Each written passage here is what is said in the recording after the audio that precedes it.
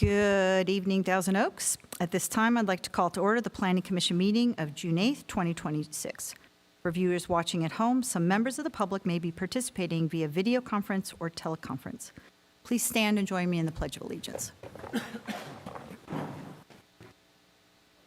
Pledge allegiance. Flag. United States.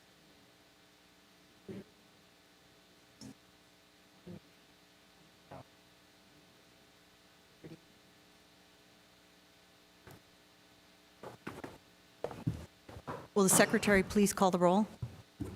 Commissioner Ferris? Here. Commissioner Lanson? Here. Commissioner McMahon? Here. Vice Chair Buss? Here. Chair Tyler Kettlehut? Here. And before we get going, I'd like to make a motion if the fellow commissioners would agree to move 7A, the order of 7A and 7B, so we can get the second applicant out faster. What do you guys think about that? I concur. All right. All right, so we're going to go ahead. Do we need to vote? No. All right, we're switching. All right, and tonight we have with us Deputy Community Development Director Fabiola Zelaya Meliker. Are there any written comments, announcements, or continuances at this time? Thank you, Chair.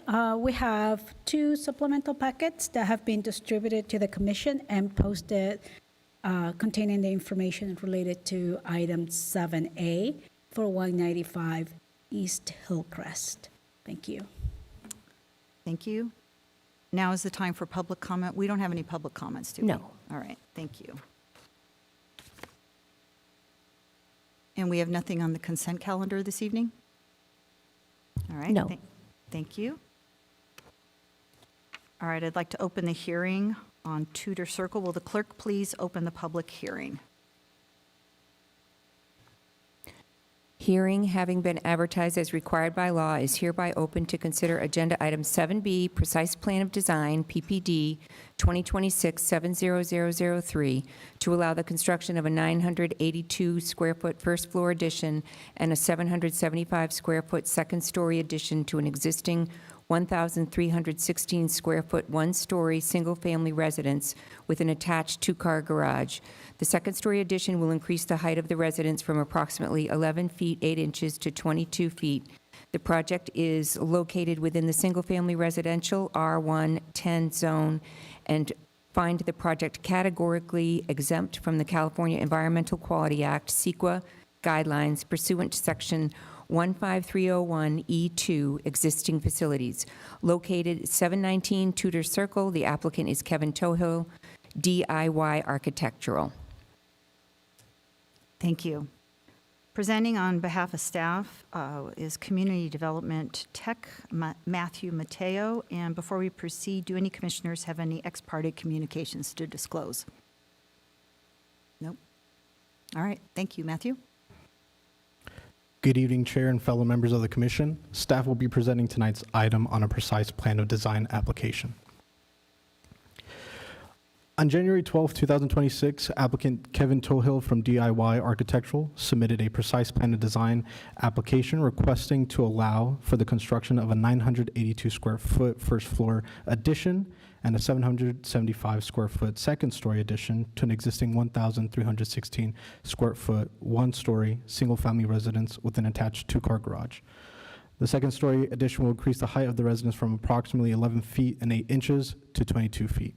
The project is located within the single-family residential R1-10 zone. The site is an approximately 10,064 square foot interior lot within the established Waverly Heights single-family residential neighborhood. The immediate neighborhood sits on a hillside with gentle sloping descending southward, with lots being relatively flat and sitting perpendicular to the main slope of the hill. Known locations surrounding the subject property are the Glenwood Elementary School, the Glenwood Park, the Page Lane Neighborhood Park, and the California State Route 23 Highway. Existing conditions of the site include a single-story primary residence of 956 square feet with an attached two-car garage of 360 square feet, for a total of 1,316 square feet. Also existing is an unpermitted porch entry located at the front yard of the property, which is to be demolished. The current height of the building is at a total of 11 feet and 8 inches. The interior includes 3 bedrooms, 2 bathrooms with a kitchen and living area. The site also includes hardscape landscaping, a swimming pool, and other accessory amenities. In accordance with the Thousand Oaks Municipal Code, Planning Commission review of a precise plan design application is required for 2-story additions where the added floor area exceeds 50% of the original building footprint. The new 2nd-story addition is equal to 58.9% of the original building footprint. The proposed design of the project includes a first-floor addition to the primary residence of approximately 864 square feet, the new 775 second-floor addition with an 118 square foot addition to the attached 2-car garage, increasing it to 478 square feet, for a new total of 3,073 square feet. The new height of the building is proposed to be at a total of 22 feet, and the interior would now include 4 bedrooms, 3 bathrooms, with a new family room, study room, and a 2nd-story loft. The city's precise plan of design guidelines establishes architectural standards for new and modified residential, industrial, and institutional projects. The proposed residence incorporates a variety of architectural design features, including varied vertical and horizontal elements, changes in wall planes, uniform window treatment, and a coordinated palette of exterior materials and finishes. The consistent application of these materials across all elevations provides architectural cohesion and helps reduce the appearance of bulk and mass. The proposed 2nd-story addition is recessed and located toward the rear of the residence to minimize visual impacts from the front of the property. And although the surrounding neighborhood is predominantly single-story residences, there are 2 homes existing with the neighborhood. As proposed, the project's scales, massing, roofline, height, and exterior design elements are compatible with nearby residential development. In addition, privacy impacts have been considered in the project design. No windows are proposed on the new side elevations, thereby limiting potential vantage points into neighboring properties. And the windows on the 2nd story are located on the rear elevation facing the rear yard. The proposed project is consistent with applicable design guidelines and is designed to complement the existing character of the neighborhood.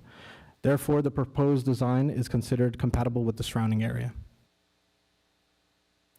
Provided before you is a table of the required development standard minimums and comparison of the proposed design.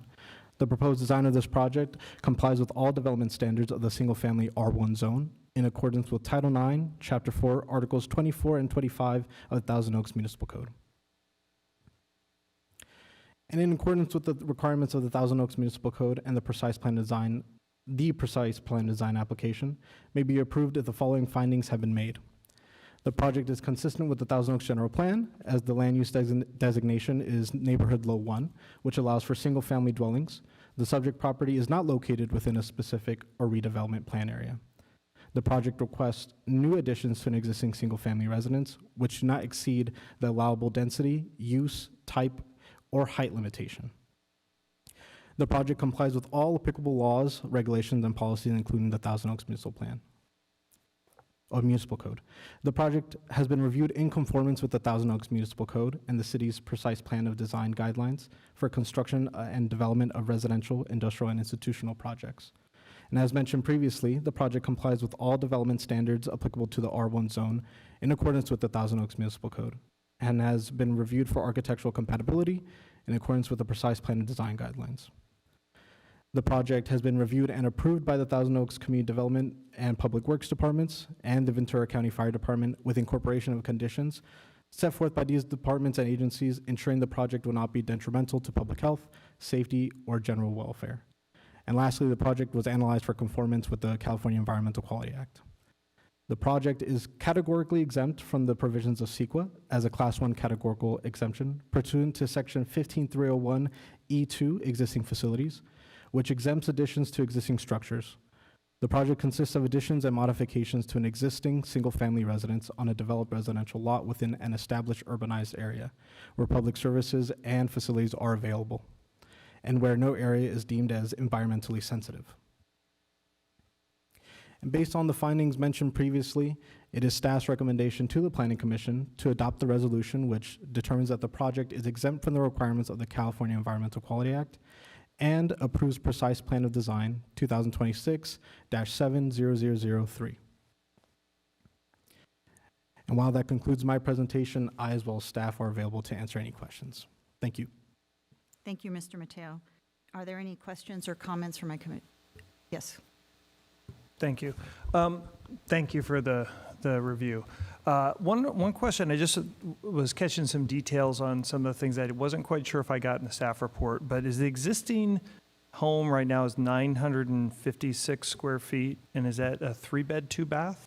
That is correct. So the main primary residence is 956 square feet, and that's not inclusive of the attached 360 square foot garage. Okay. That was all I just wanted to confirm. Thank you. Any other questions? Yes, Commissioner Lanson? Thank you, Chair. Just a quick question. Were there any communications from any neighbors or anybody else in response to this application? No, nothing formal submitted to me. There was one concerned citizen who I had a phone call, but nothing developed after that. They kind of understood that the project is is in conformance with all the applicable development standards. Okay, thank you. That's it. Any other questions? All right, thank you. And now we ask for the applicant or the applicant's representative to speak. Can you please come to the podium, state your name, city of residence for the record, and you'll have 15 minutes for your presentation, calling Kevin Tohill. Thank you.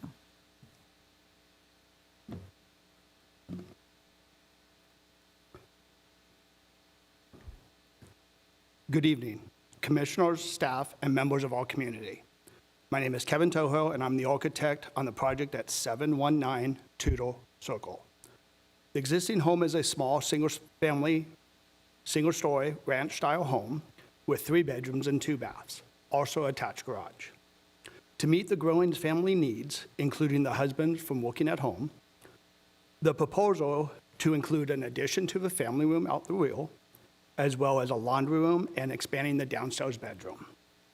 In addition, we are going to add 2 bedrooms upstairs with a Jack and Jill bathroom and a play area loft for the kids. The 2-story addition is designed with 1-story elements on either side of it to help it tie into the neighboring 1-story homes. Careful consideration was used in placement of the windows and the layout of the house to get windows to the front and to the back and not to the sides. In addition, the surrounding layout of the houses and the slope of the hill help soften the appearance of a 2-story. The design retains its home's existing ranch-style character. Once complete, the house will become a 4-bedroom, 3-bath, and attached garage with a small storage area for the pool toys. Almost lastly, there are also 2-story homes in the area, which was what inspired the client to add a 2-story onto their home. The family has lived here for more than 4 years. Their children attend local schools, participate in local sports, and the wife is a local special ed teacher. Because they value the community, want to remain in the community and in their home, they believe expanding their current home is the best solution for their family. We respectfully ask you for your approval for this project in accordance with staff's recommendation. Once again, I'm Kevin Tohill, the architect with DIY Architectural, here to answer any questions. Thank you for your time and your consideration. Thank you, Mr. Tohill. Do we have any questions for the applicant? Yes. Thank you. Yes. Thank you, Chair. Mr. Tohill. Yes. Just a few basic questions I ask of all applicants. Did you review the conditions that were presented by the staff as part of the project? Yes, and I also met with the staff and the city planning department before going into design phase of the project. Great. And I believe there's 34 conditions. I just want to make sure you and the owner are agreeable to all of those conditions as stated. I did review it with the homeowner, and yes, the owner is agreeable to those conditions in Exhibit 4. Okay. And just as, did you get any other comments from any neighbors or other people in response to the application? No one called into the office or my cell phone. Okay. Thank you. That's it. Thank you. Thank you.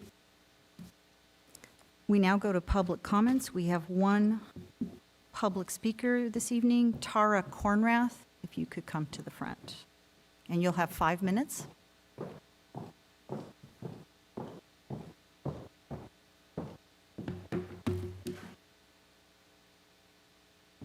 Good evening, Chairs and Commissioners. My name is Tara Conrath, and I am a neighboring property owner affected by the proposed project at 719 Tudor Circle. I respectfully ask the Commission to carefully evaluate whether the proposal is compatible with the existing neighborhood and whether the impacts to adjacent residents have been adequately addressed. As stated, the existing residence is approximately 900 square feet, and the proposed project includes 982 square foot first floor addition and a 775 square foot second story addition. The result would be a residence approximately 3,000 square feet, nearly tripling the size of the original home. The project would also increase the height of the home from approximately 11 foot 8 to 22 feet. This dramatic increase in size and height fundamentally changes the character of the structure. What is currently a modest single-story residence would become one of the most prominent houses on the street. Can anyone on the Commission staff identify any homes within the immediate Tudor Circle neighboring that are compatible in height, massing, and overall square footage to what is being proposed? I heard something about 2, but how many similar homes out of how many hundreds is that? My concern is simply that a homeowner wishes to expand on their property. My concern is the scale of the proposed expansion and its impact on neighboring homes. Similar proposals were not supported in the past due to concerns about privacy, massing, or neighborhood compatibility. So what distinguishes this project?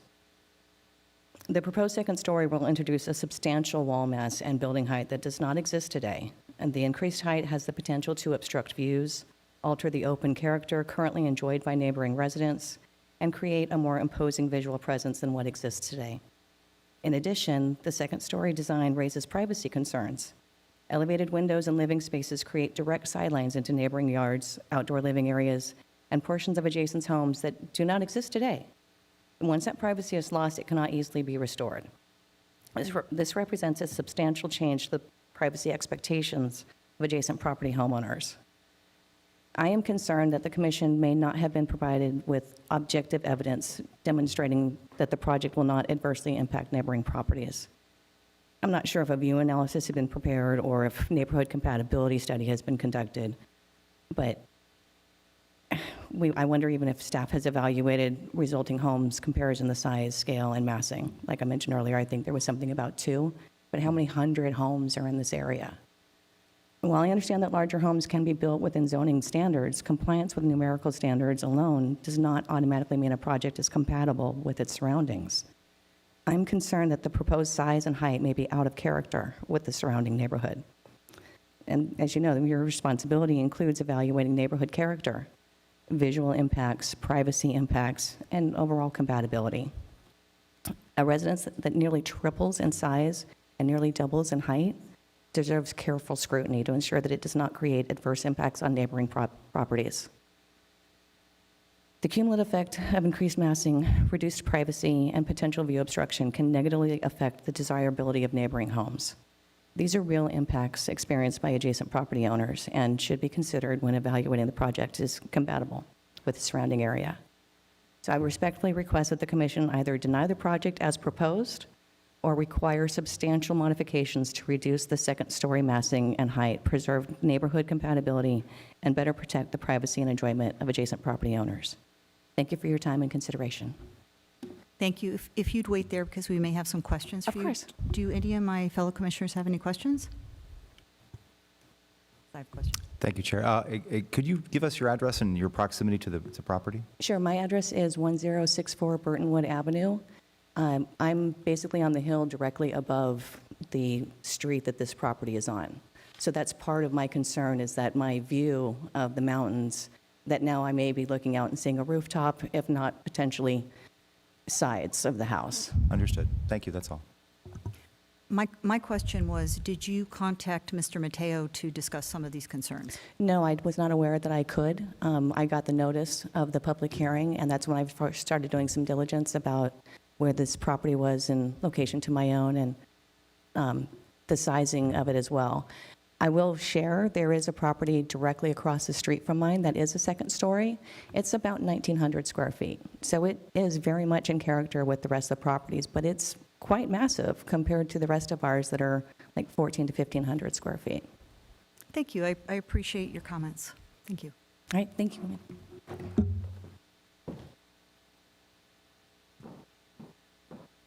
Does the applicant have any rebuttal comments? Yes. Do we want to ask staff to respond to any of that? Don't they get rebuttal at the end after staff provides some comments? I just want to know the order.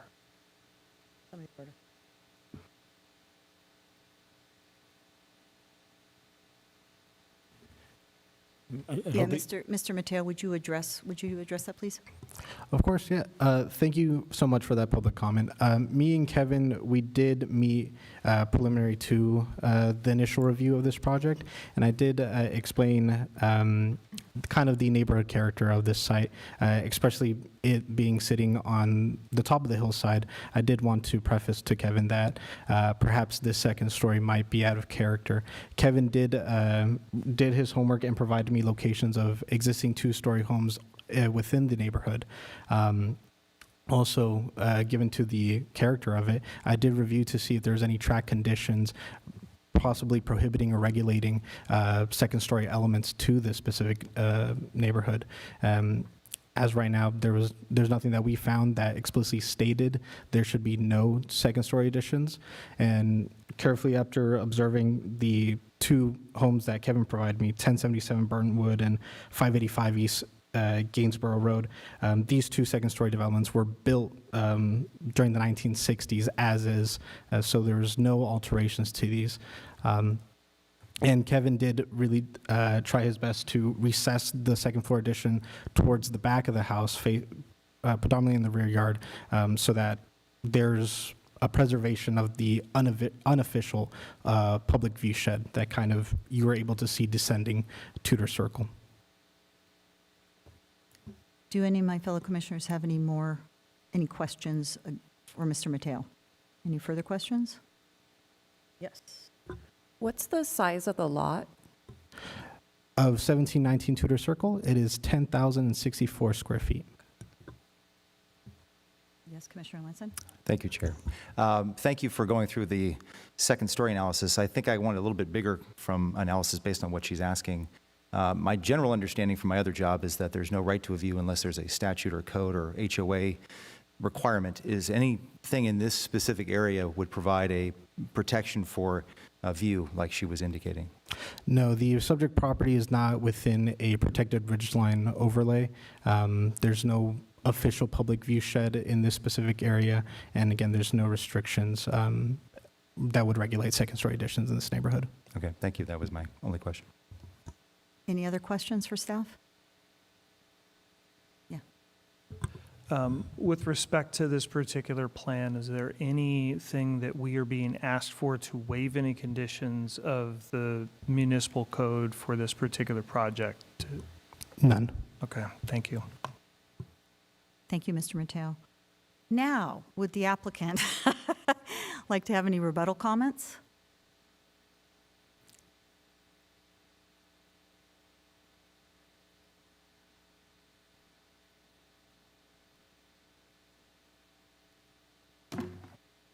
Yes. With the concerns about the view, the house has a 3 and 12 roof pitch, which is the minimum roof pitch for that type of roof, and that's structural. So we're not trying to make the house bigger than it needs to be. We're trying to meet all the standards and also meeting the requirements of the city planning commission, you guys, and also the PPD requirements. So when it comes to the height, I do not think, because there's a house above us by quite a bit, about 8 feet in elevation, and then the one story next to us is above all home proposed project, I don't know if they'll be able to see it from their house. I'm not familiar with it. It's not located on any of the houses we looked at when we studied the project. Okay, thank Let you. me know if you have any questions. Do any of my fellow commissioners have any questions? Nope. All right, thank you. Thank you. We're going to now close the public hearing. I'll now open up the floor for discussion and/or a motion. Commissioner Lanson? Thank you, Chair. Sorry, I had to get back to the staff report. I can absolutely appreciate this is a different type of structure in the neighborhood. The difficulty is that we as commissioners can't say whether we like something or don't like something. We actually have to say, pretty much like Commissioner Ferris was doing, does it apply with the codes, rules, and regulations? And at this point, it looks like there are other houses that are of the same type. There is no view restriction And ultimately, I think personally, it actually was going to help the property values in the area. So at that point, I'm going to go ahead and make the motion to approve the application and find that the project is exempt from the California Environmental Quality Act pursuant to Section 1530E2, existing facilities, and seek to approve the precise plan design PPD 2026-70003 based on the findings and subject to the conditions described in the report.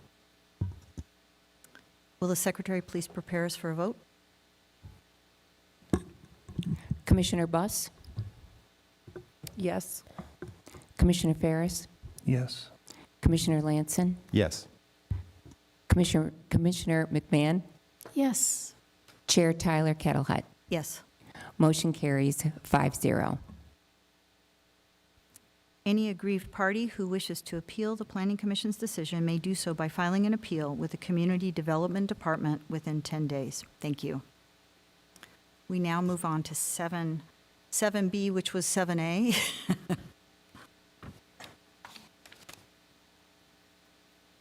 And would the secretary please open the public hearing on that?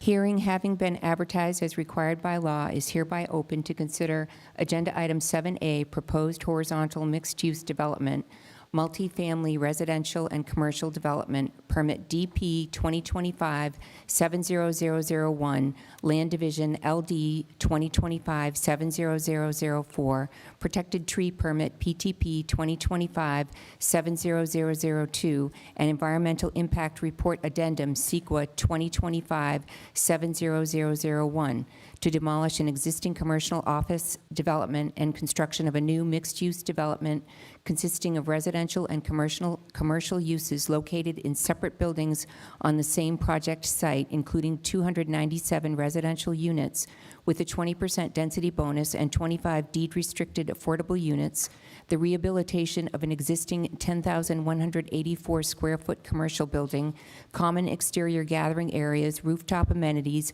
dog park, and other site amenities, grading, hardscape, and landscape improvements, and the encroachment and removal of various protected trees.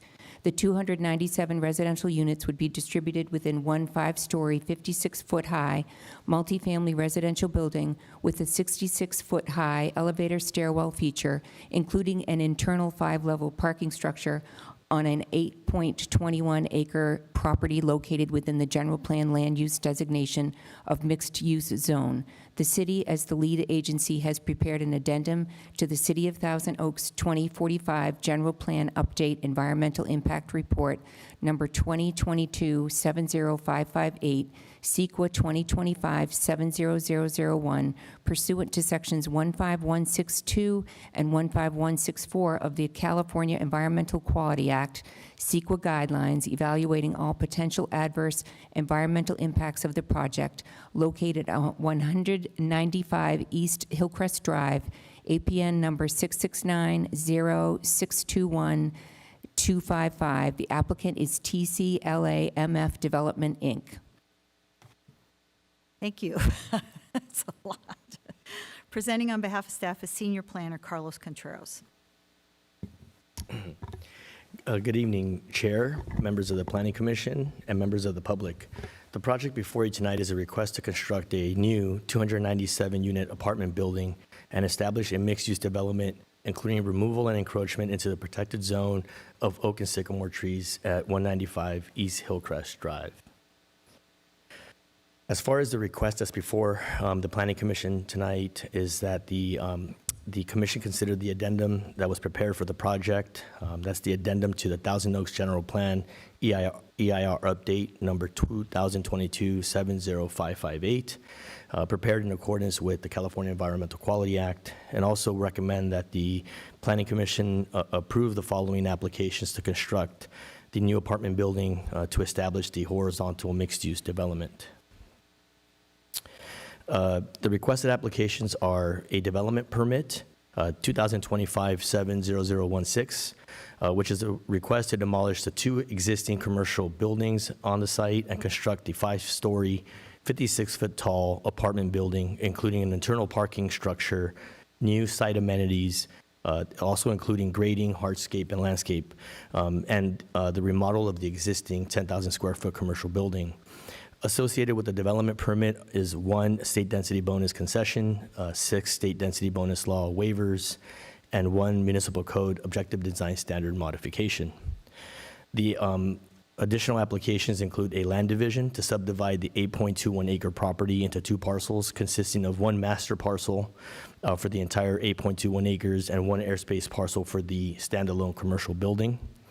And the project also includes a protected tree permit for the removal of 8 oak trees and 9 sycamore trees, as well as the encroachment into the protected zone of 10 oak trees and 3 sycamore trees to accommodate the site development improvements.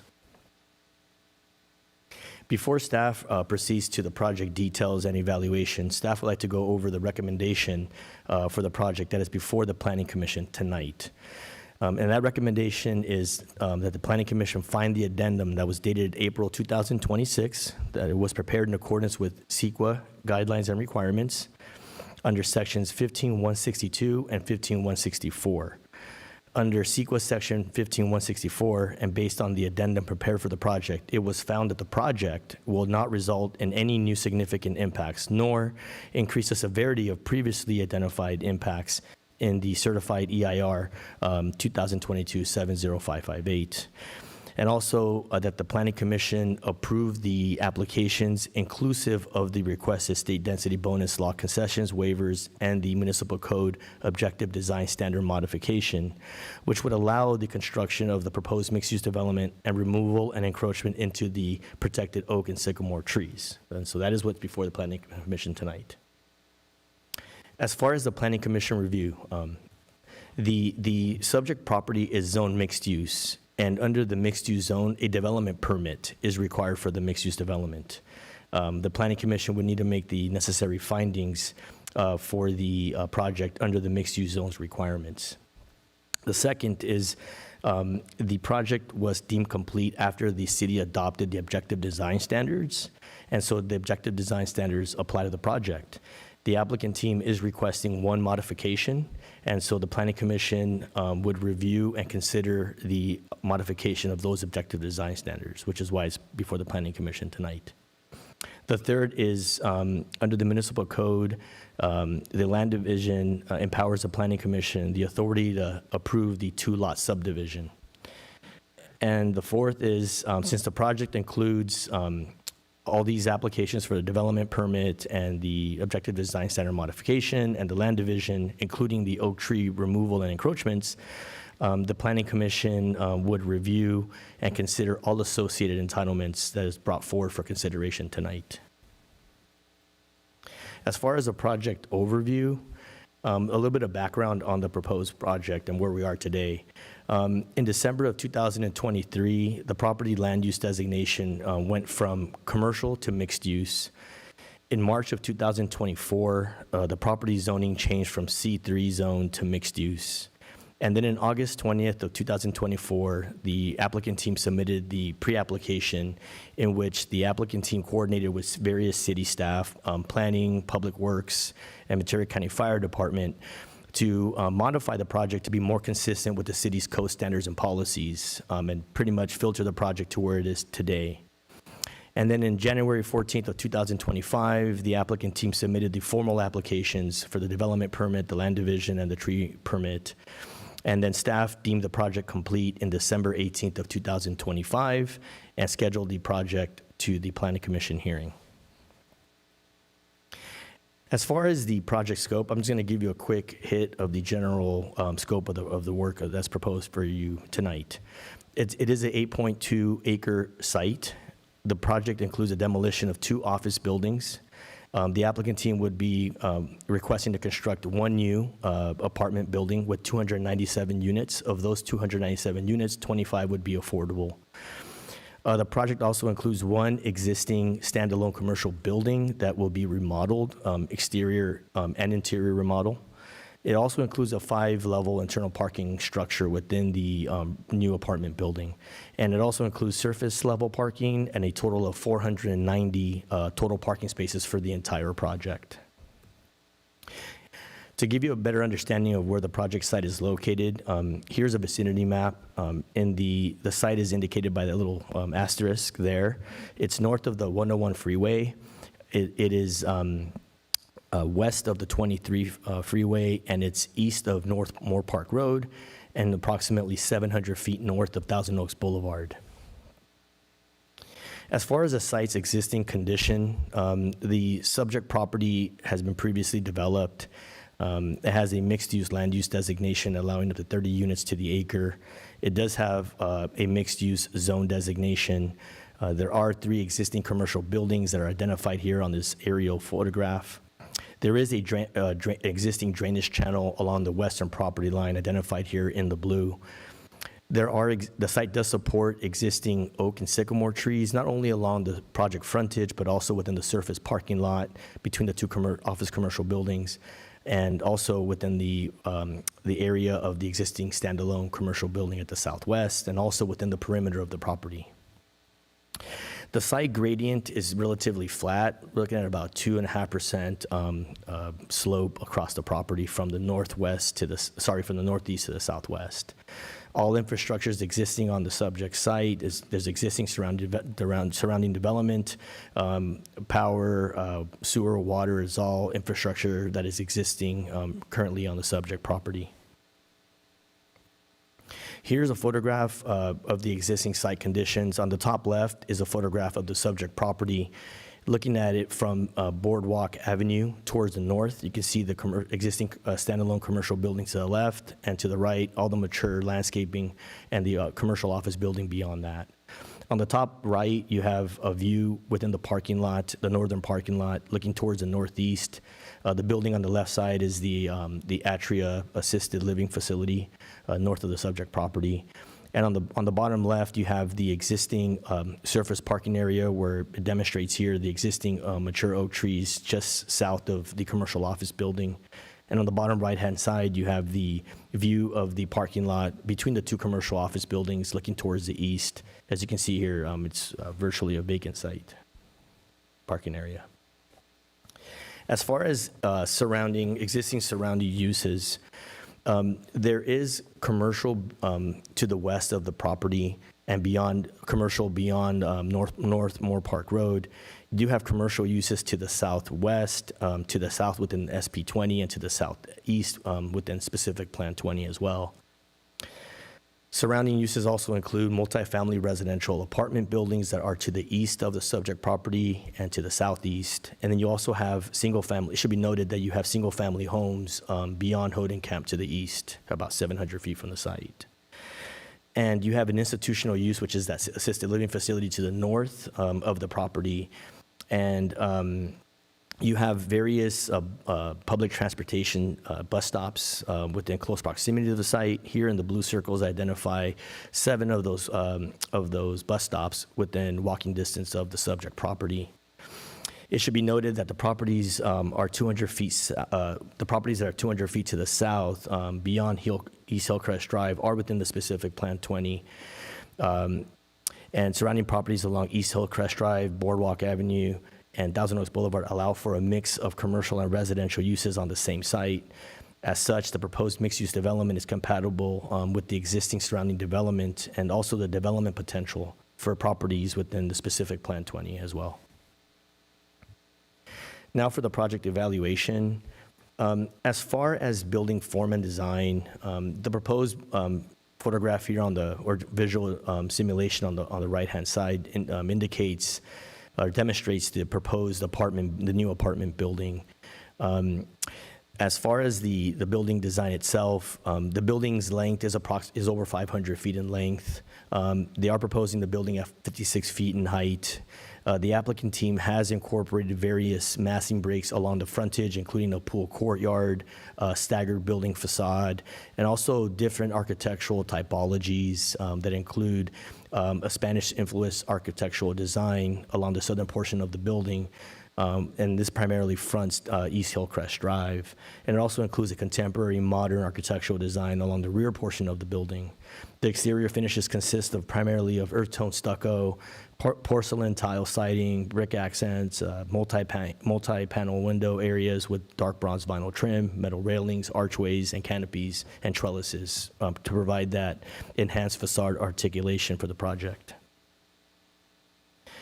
As far as the massing breaks here, this demonstrates the significant amount of open space courtyards that have been incorporated on the west and east and south elevations of the building.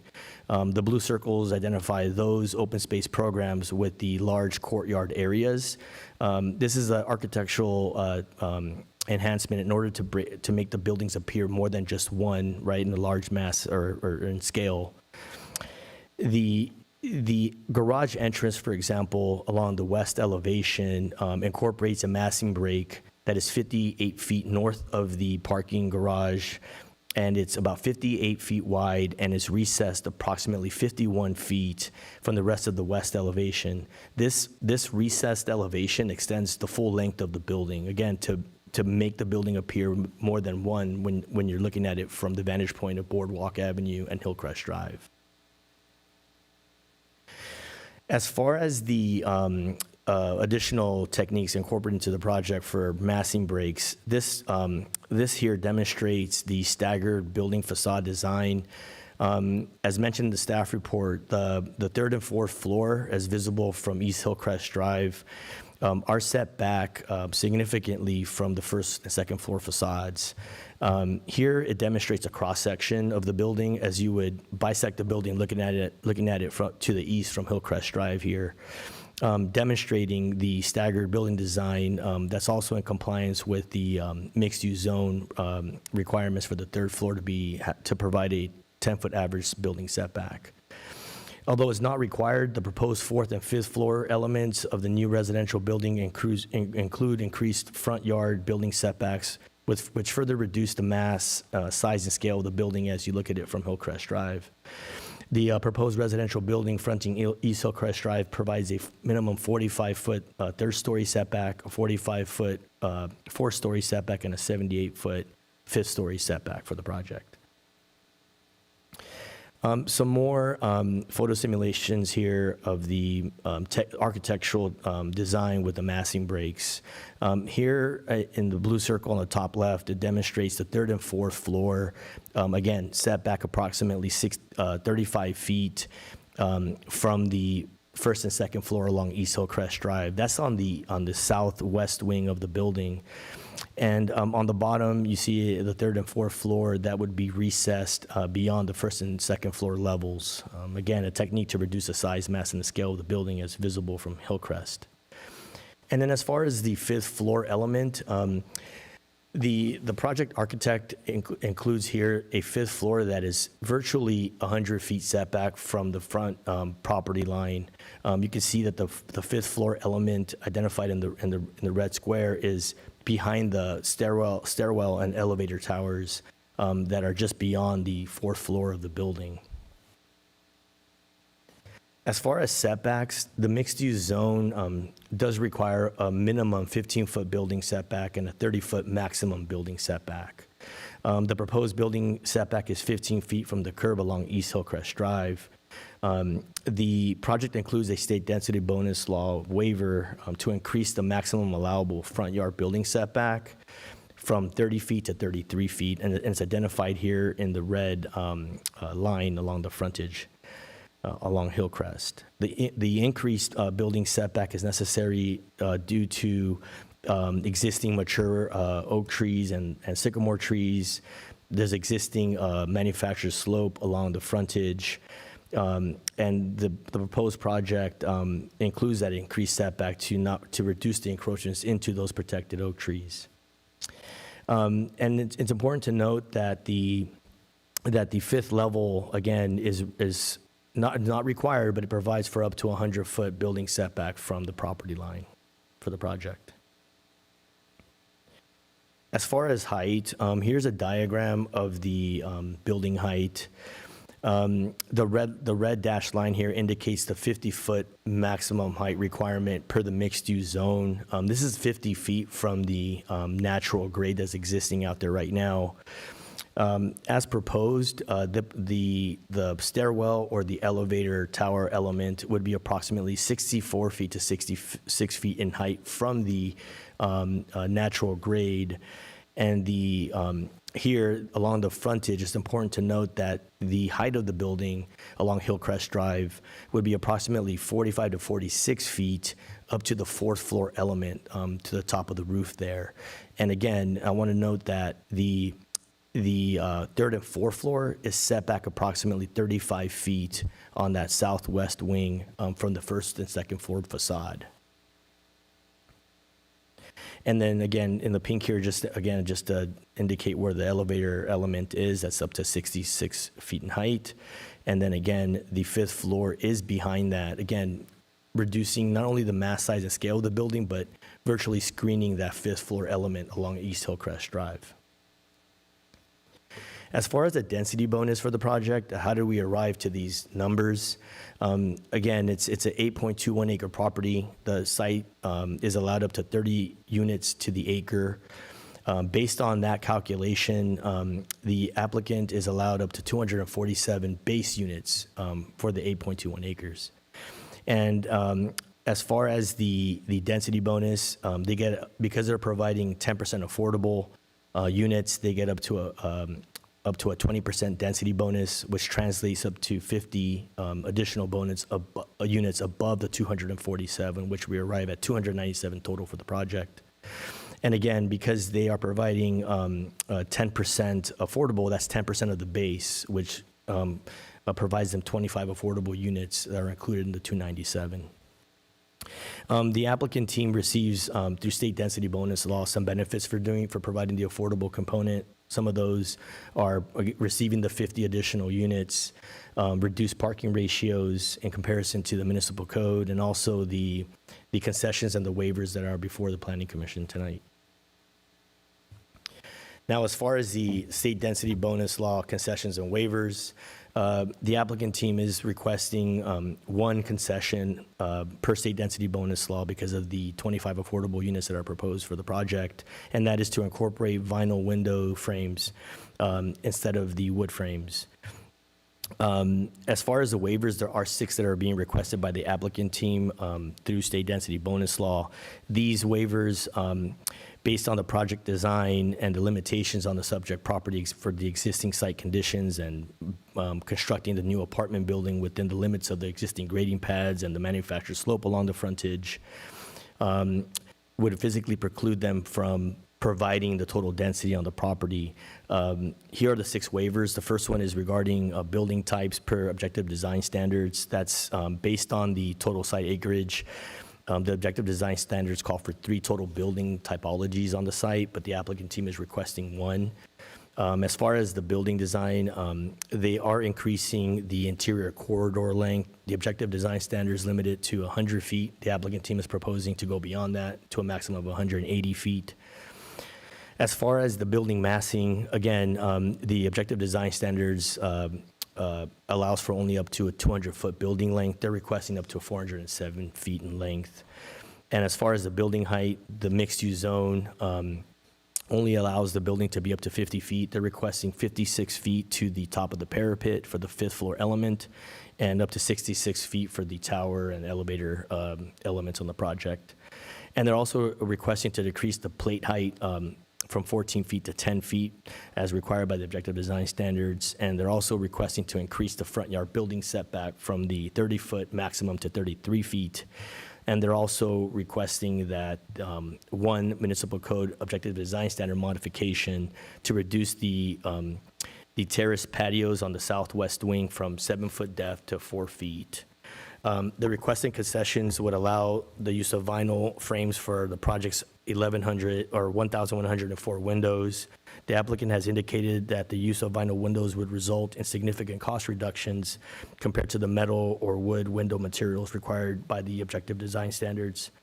The state density bonus waivers can be supported because the project includes development area limitations that include but are not limited to use of existing perimeter access road, existing mature protected trees within the perimeter of the site, the existing drainage channel along the western portion of the property, and limit the grading to the previously disturbed areas for the existing 2 commercial office buildings. Requiring the building to be redesigned and split into 2 or more buildings or reducing the height would potentially prevent the project from meeting allowable density and reduce the number of affordable units. The objective design standard modification can be supported because the project would result in development that reduces grading and protected tree impacts on site that presents a design hardship. The modification is consistent with the scale and character of the existing allowable development in the vicinity of the site with the same zoning. And the requested modification would not be detrimental to public health and safety because it has been reviewed by Ventura County Fire Department, Community Development Department, and Public Works Department, and there has been no concerns with issues to public health and safety. As far as the site access, this is just to provide information on what's out there today and what the applicant is proposing. There are 3 points of access along East Hillcrest Drive, one at the southwest portion of the property, one at the midpoint, and one at the southwest area next to the existing commercial building. The 2 orange arrows there are demonstrating the access to the proposed parking structure that's within the apartment building.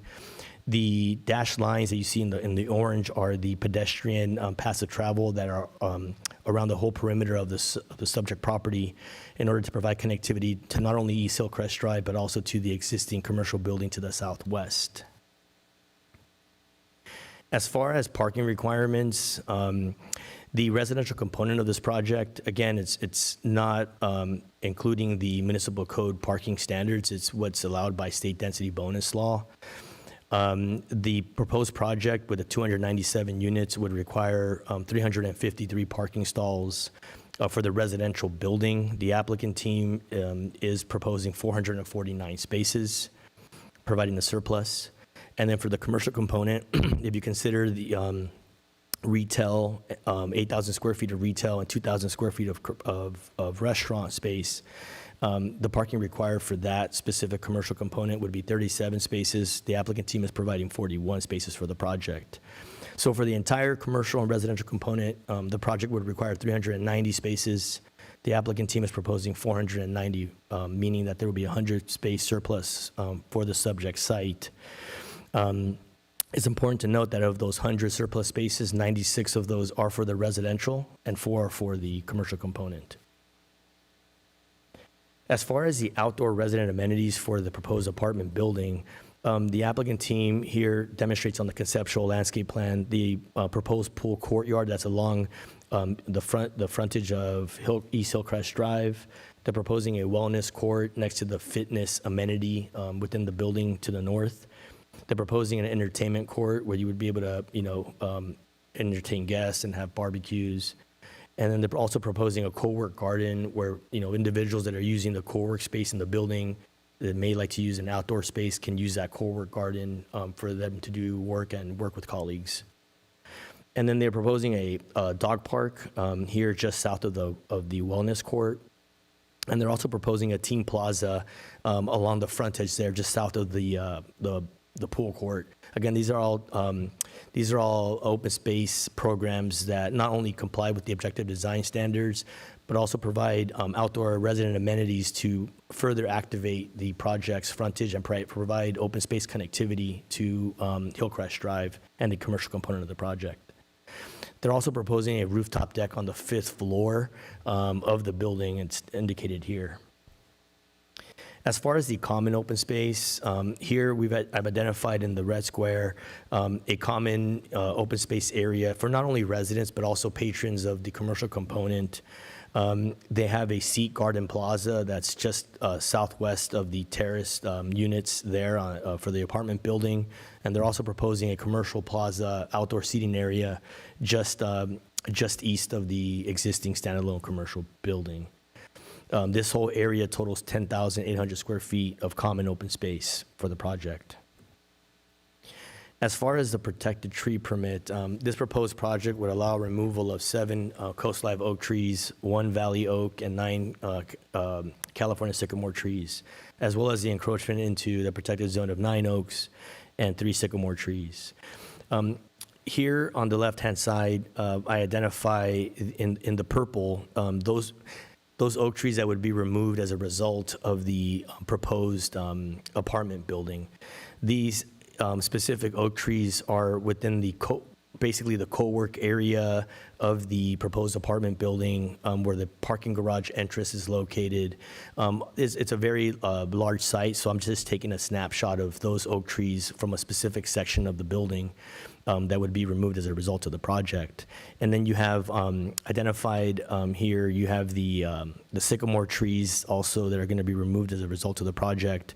The sycamore trees are along the frontage along East Hillcrest Drive, along the southern portion of the property. On the right-hand side, here's some photographs of the existing oak trees that would be impacted by the proposed project, as well as the existing sycamore trees that are going to be impacted by this proposed project. With regards to the actual various tree encroachments, the city's landscape consultant reviewed the applicant's tree report and concluded that with the implementation of the recommended work methods and monitoring requirements, the proposed encroachment would not adversely affect the long-term health of the trees. Conditions of approval require installation of protected fencing, on-site monitoring, and tree protection measures during construction. If any of the 13 encroached upon trees were to die or fail within 5 years of the encroachment, replacement will be required at 3-to-1 ratio in accordance with the Oak Tree Preservation and Protection Guidelines. With these implementation measures and the conditions of approval, the project is consistent with the city's oak and landmark tree ordinances. Here we have the tree replacement plan. Because the project results in the removal of oak trees, the applicant team is going to provide replacement trees on site. They're going to propose 27 sycamore trees to be planted on site, and they're identified here in the pink dashed lines. You can see that the majority of the trees are going to go along the East Hillcrest frontage on the southern portion of the property. You'd also have them within the western courtyard area, and also within the wellness courtyard area. And the project also includes replacement oak trees that would be placed at the entertainment court area, and also along the frontage of the building along Hillcrest Drive. As far as the proposed subdivision, the identified on the left-hand side is the total 8.21 acre. That's the entire master parcel for the project. At the southwestern portion is that the airspace parcel that's proposed just for the 10,180 square foot commercial building. There are conditions of approval that have been applied to the project that require that the applicant team record reciprocal access and utility and maintenance agreements, so that if this 10,000 square foot building is sold in the future, that wouldn't obstruct any kind of emergency vehicle access or access for maintenance on the building itself. As far as the addendum that has been prepared for the project, the city reviewed the CEQA guidelines for an addendum, categorical exemption, negative declaration, supplemental EIR, and EIR, and thereafter a technical memorandum was prepared with the determination that the project should be evaluated as an EIR addendum to the previously approved 2045 General Plan Update EIR. It was determined that the addendum is the appropriate document because the project would not introduce any new significant impacts that have not previously been identified in the 2045 General Plan EIR update. That EIR was adopted and certified in 2023. Furthermore, the site has a mixed-use general plan land use designation, and the site, as envisioned by the general plan, was analyzed for mixed-use development in the EIR update. The project is consistent with and within the scope of the previously certified 2045 General Plan EIR, and the addendum prepared for the project will suffice for evaluating and analyzing the specifics of the proposed project. As far as public correspondence, and noticing. Staff did provide the required noticing for the development permit and project. Legal notification was posted on the subject property via a large sign, and the notice of application and notice of hearing mailers were provided to property owners within 500 feet of the site. Staff did receive 6 letters of correspondence, primarily in support of the project. Staff did receive 1 letter relating to the addendum that has been prepared for the project. This specific letter was provided by by Mitchell Sy, the representative for the Carpenters Union, and that has been provided to the Planning Commission via supplemental packet. As far as the project's conclusions, the proposed project is consistent with the city's general plan in that it is a general plan land use designation of mixed use and allows for the proposed density on the property. The proposed project as designed meets the city's code standards and policies inclusive of the concessions, state density bonus law concessions, waivers, and the municipal code objective design standard modification. Staff has found that the proposed project will not be detrimental to public health, safety, or the general welfare because it's been reviewed by the Community Development Department, Ventura County Fire Department, Police Department, and also Department of Public Works. And the project complies with CEQA in that the addendum determined that with the inclusion of the recommended mitigation measures contained in the general plan EIR update, the project would not result in any new significant impacts nor substantially increase the severity of the potential impacts identified in EIR 2022-70558.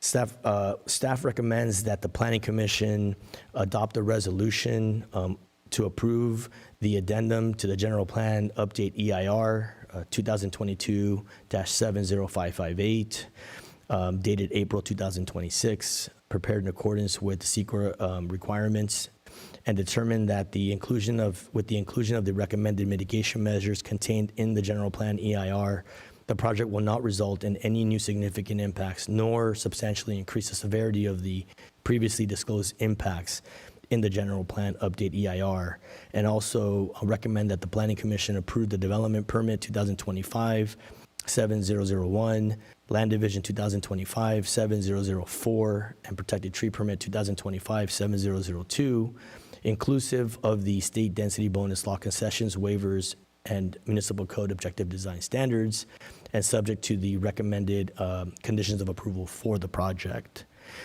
Before staff concludes the presentation, staff would like to mention that the Planning Commission did receive 2 supplemental packets after the agenda report was published.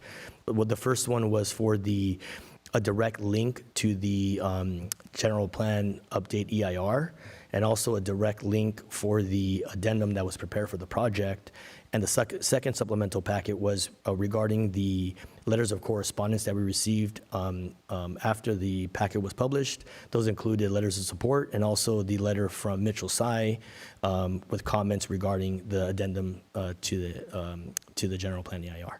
That concludes staff's presentation. I'm available for any questions. Thank you, Mr. Contreras. Really comprehensive review. I really appreciate it. Before we proceed, do any commissioners have any ex parte communications to disclose? Nope. All right. How about any questions or comments? Staff. Thank you, Chair. And thank you, Mr. Contreras, for your report, a very detailed process. Initial question, and again, unfortunately, my screen is having little black boxes. I can't remember, was there any kind of deed restriction that was going to be placed with regard to the affordable units?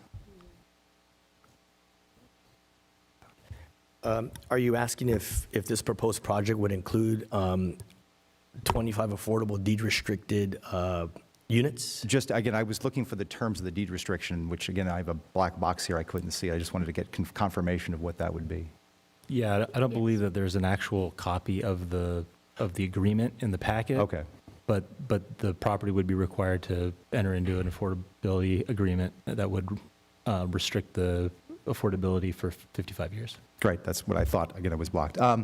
My main part of the question, it's one question, but it'll have lots of subparts, is with 1 concession, 6 waivers, and 1 modification, I want to make sure that I and the other commissioners understand the standard of review as to evaluating each of these, and specifically, what are we to look at, what are we not to look at, and more importantly, what effect is there if all of a sudden we vote to not approve one of those based on some of the language. So is there a way to kind of give us a little roadmap of what standard of evaluation we do as to each of those? Yeah, there's a lot to unpack there. I said it was one question with lots of stuff. So let me see if I can kind of walk through it a little bit. So there's a request to deviate from the objective design standards kind of in three flavors, right? The first one is the concession, and the concessions are limited in number based on the amount of affordability and number of units that are in the project. In this instance, there's one concession, and the concession is a deviation from the objective design standards that will assist the project in creating some affordability of the project to provide for affordable housing. So the issue there is whether or not it reduces the cost of the project to provide for affordable housing. And my understanding, looking at the documents, it doesn't matter how much that reduction is, it's just if it's a reduction. That's correct. Okay, all right. What about the waivers? So the waivers are a little bit different. Instead of the financial viability of the project, it's really looking at whether or not the deviation from the objective design standard, provides to overcome a physical infeasibility in the project to allow for the project to be constructed at the allowable density, right? So these are things that physically preclude the project from being built at a density that's allowed. So not just unreasonable infeasibility of an actual prevention of it. Correct. Okay, all right. And then the third flavor is the deviation pursuant to the city's municipal code. And those are really those require the findings that are outlined in the municipal code to approve, right? And these are deviations that are that the city finds are kind of consistent with the objectives of the objective design standards, right? And are kind of consistent with the intent, in totality, and it's just a way to, really make the project better. Okay, and just let me take that last one. As to the modification, and again, this is for either Mr. Dolan or Mr. Contreras, my understanding is the reduction for those terraces is for 3 units. Is that accurate? So the proposed reduction would be within that southwestern wing near that residential plaza right before you get to the commercial building. So it would be for 2 units that they're proposing, because those 2 units have the terrace patio extending to the south. And then, so by that modification as to those 2 units, again, it looks like there's a benefit supposedly in terms of less effect on trees. How many trees are we saving or not encroaching on by virtue of that modification? If we were to apply the standard to that southwestern wing, we potentially impact 2 additional oak trees that are along the Hillcrest Drive frontage of the project. Right now, it includes 1 encroachment to one of those trees, and the other one is preserved in place. However, if they were to shift the building further south, shift everything, right? The pedestrian path to travel that connects to Hillcrest, encroach into that manufactured slope, we don't understand at this point because we haven't evaluated the root system of that tree. However, based on one of those already being encroached on, it would appear that the other additional tree would be likely impacted and could potentially be removed as a result of shifting everything to the south. Okay, all right. So that's all I have for now. I want to let other commissioners go. I'll probably have some more. Nick? Thank you. I just want to maybe follow up on some of these just so that I'm interpreting right. It's sort of, as city attorney has sort of laid out, there's 3 different levels of scrutiny, basically, at this point. One is because of what they're proposing for the affordable units, they qualify for 1 concession, which is sort of, they pick it, they get it, but they have to. And the only way we could deny it, there's like very specific things. One, we would have to say, yeah, you actually are not actually reducing the costs for this, which is a high bar. You can't, is that correct? Like there's some things in state law, but it's a very high bar. Yeah, so I mean, there's basically 2 ways to deny that request. One is, and the onus would be on the city, right, to provide substantial evidence that it doesn't qualify, right? That it doesn't provide a cost reduction to provide for affordable housing, or to determine that there's some, public health and safety issue that would result from approving it. Also, the burden would be on the city to establish that. Or it violates like state or federal law, there's like some Yeah, additional thing in there, right? That's very high bar, right? correct. And then the waivers basically said, okay, they can ask for waivers, and our job, or we would not be able to deny the waiver if the waivers needed,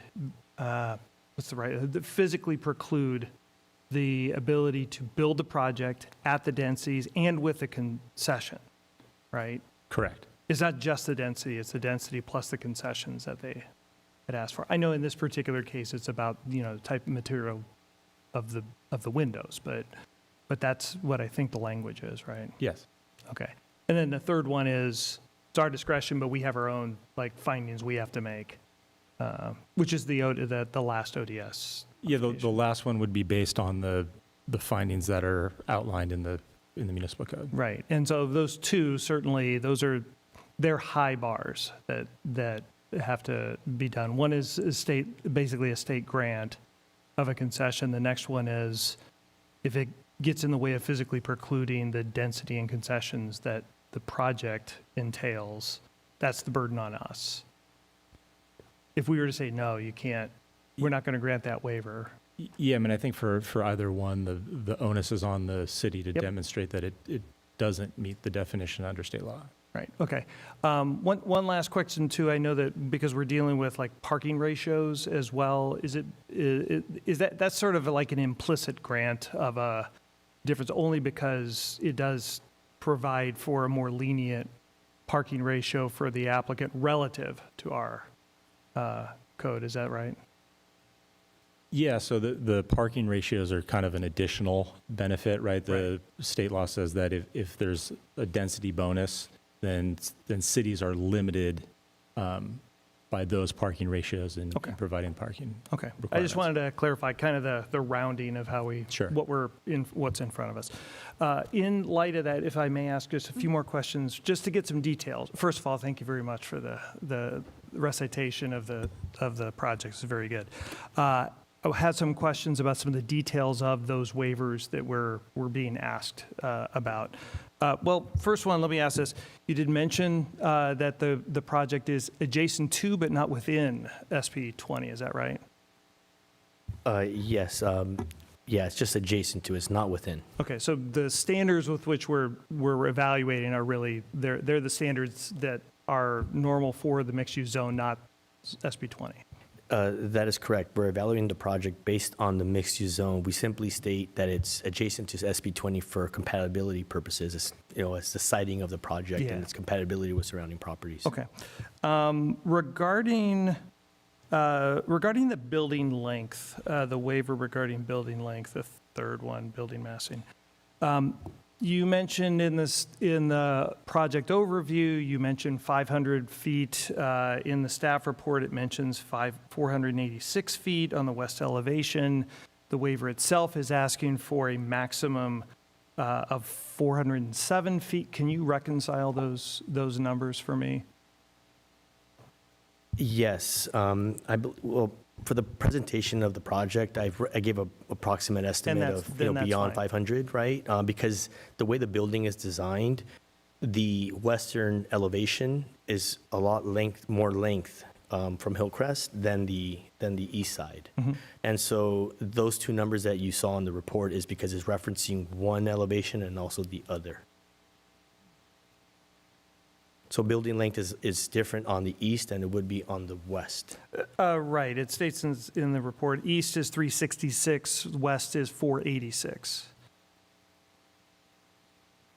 Correct. I'm reading page 26 of the staff report. Let me take a look at that page. Okay. You said 26? Yes.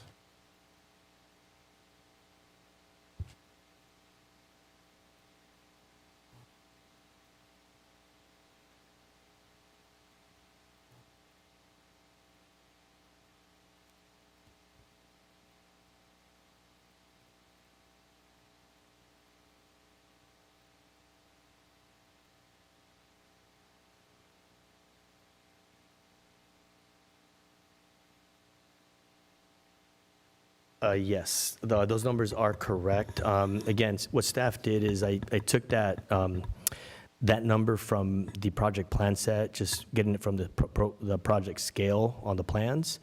Two things, those numbers that we stayed in there, which are the 366 feet length on the east elevation and the 486 on the west elevation. The applicant architect could speak more in regard as to what those lengths are. Okay. But that is what staff evaluated and looked at as far as a project plan set that were provided. Because you have the big courtyard right on the east elevation. As it extends north from Hillcrest, you have that huge wellness court. And I believe we took the 366 feet to that. And on the other elevation, we took the 486. Okay. That would go all the way to the end of the building, along the full extent of the elevation there. Okay. Can you then reconcile that with a request for waiver to have a maximum of a 407-foot length if one of the elevations has a 486-foot length? Yeah, I believe we can do that. We can also just have the applicant team as well, with their architect, indicate the total building length so we can get the right number as to what would be the maximum. So whether it's a building length that's extending beyond 200 feet to a maximum of 500, right? So we can get the correct number there. So if it's 486, we could say up to a maximum of 486, or we could say up to 407. Okay, so the reconciliation of it might be this 407 number needs to be 486. Okay. It may have to be. So I just want to confirm with the Okay, applicant, so yeah, we're not if we giving them could the wrong get number. the details on that, that would be great.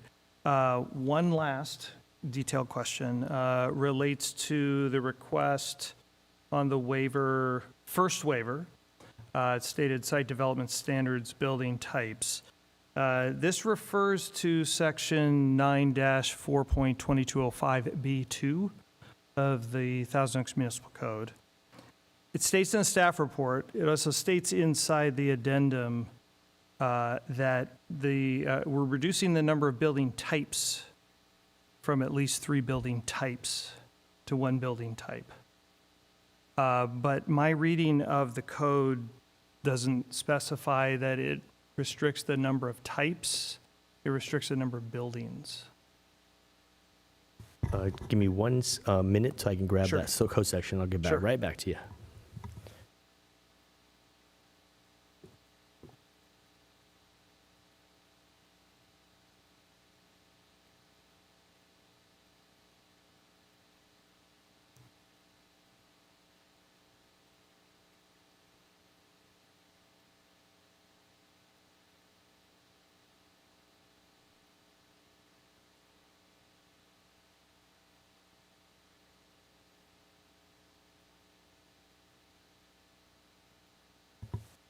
So the way the code section reads is developments on parcels or parcels exceeding 50,000 square feet must be composed of at least 3 separate buildings, which may be of the same or different building types, as allowed in section 4.2205E11, building type zone compatibility matrix. So that compatibility matrix tells you if you're going to propose a stacked dwelling or a mixed-use building, right? Different varying Which building I think types. this is a stacked dwelling. This is a stacked dwelling, Right. yes. Okay. But what it's saying that because that area is over 50,000 square feet, Mm-hmm.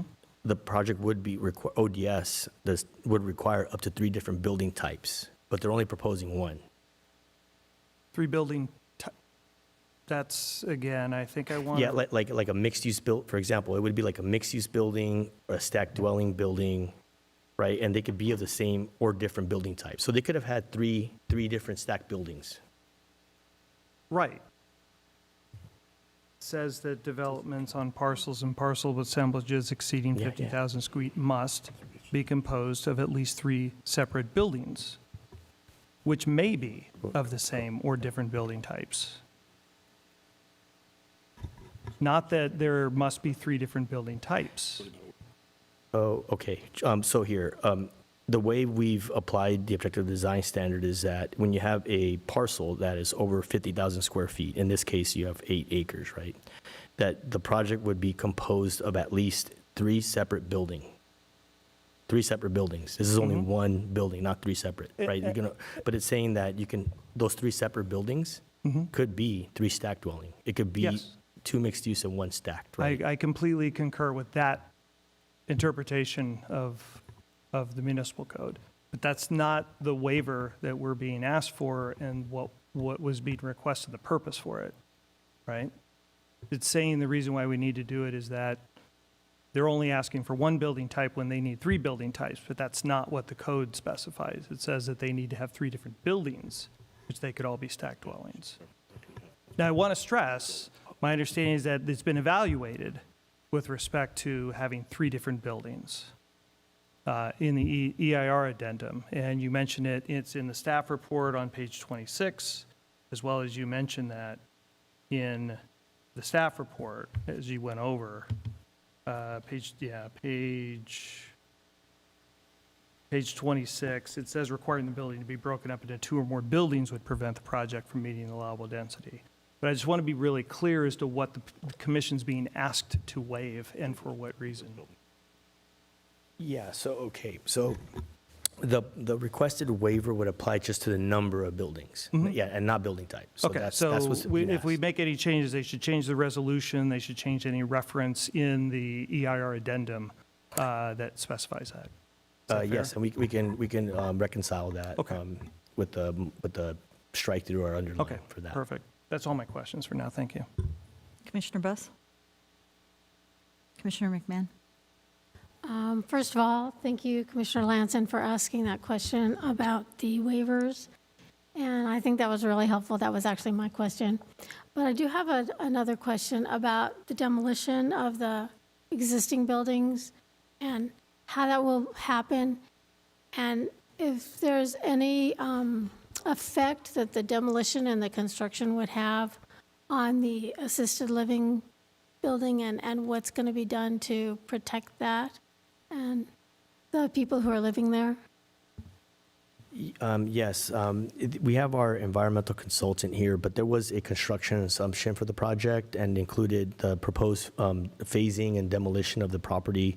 Beyond the evaluation and the addendum regarding the demolition and its potential impacts on the assisted living to the north, before we get to that evaluation that our consultant could give you further detail on, there are specific conditions of approval that have been applied to the project to also, again, not only comply with the mitigation measures to reduce those impacts, but also rodent control plan requirements, right? So when they demo the building, they would have to provide a rodent control plan. They would also have to work with Department of Public Works, right, to make sure that there's dust control and prevention for the project.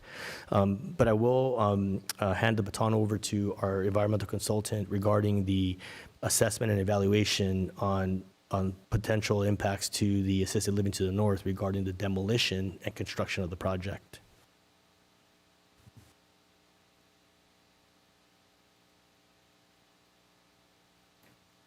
Hello, my name is Jenny Mayo with EcoTierra Consulting.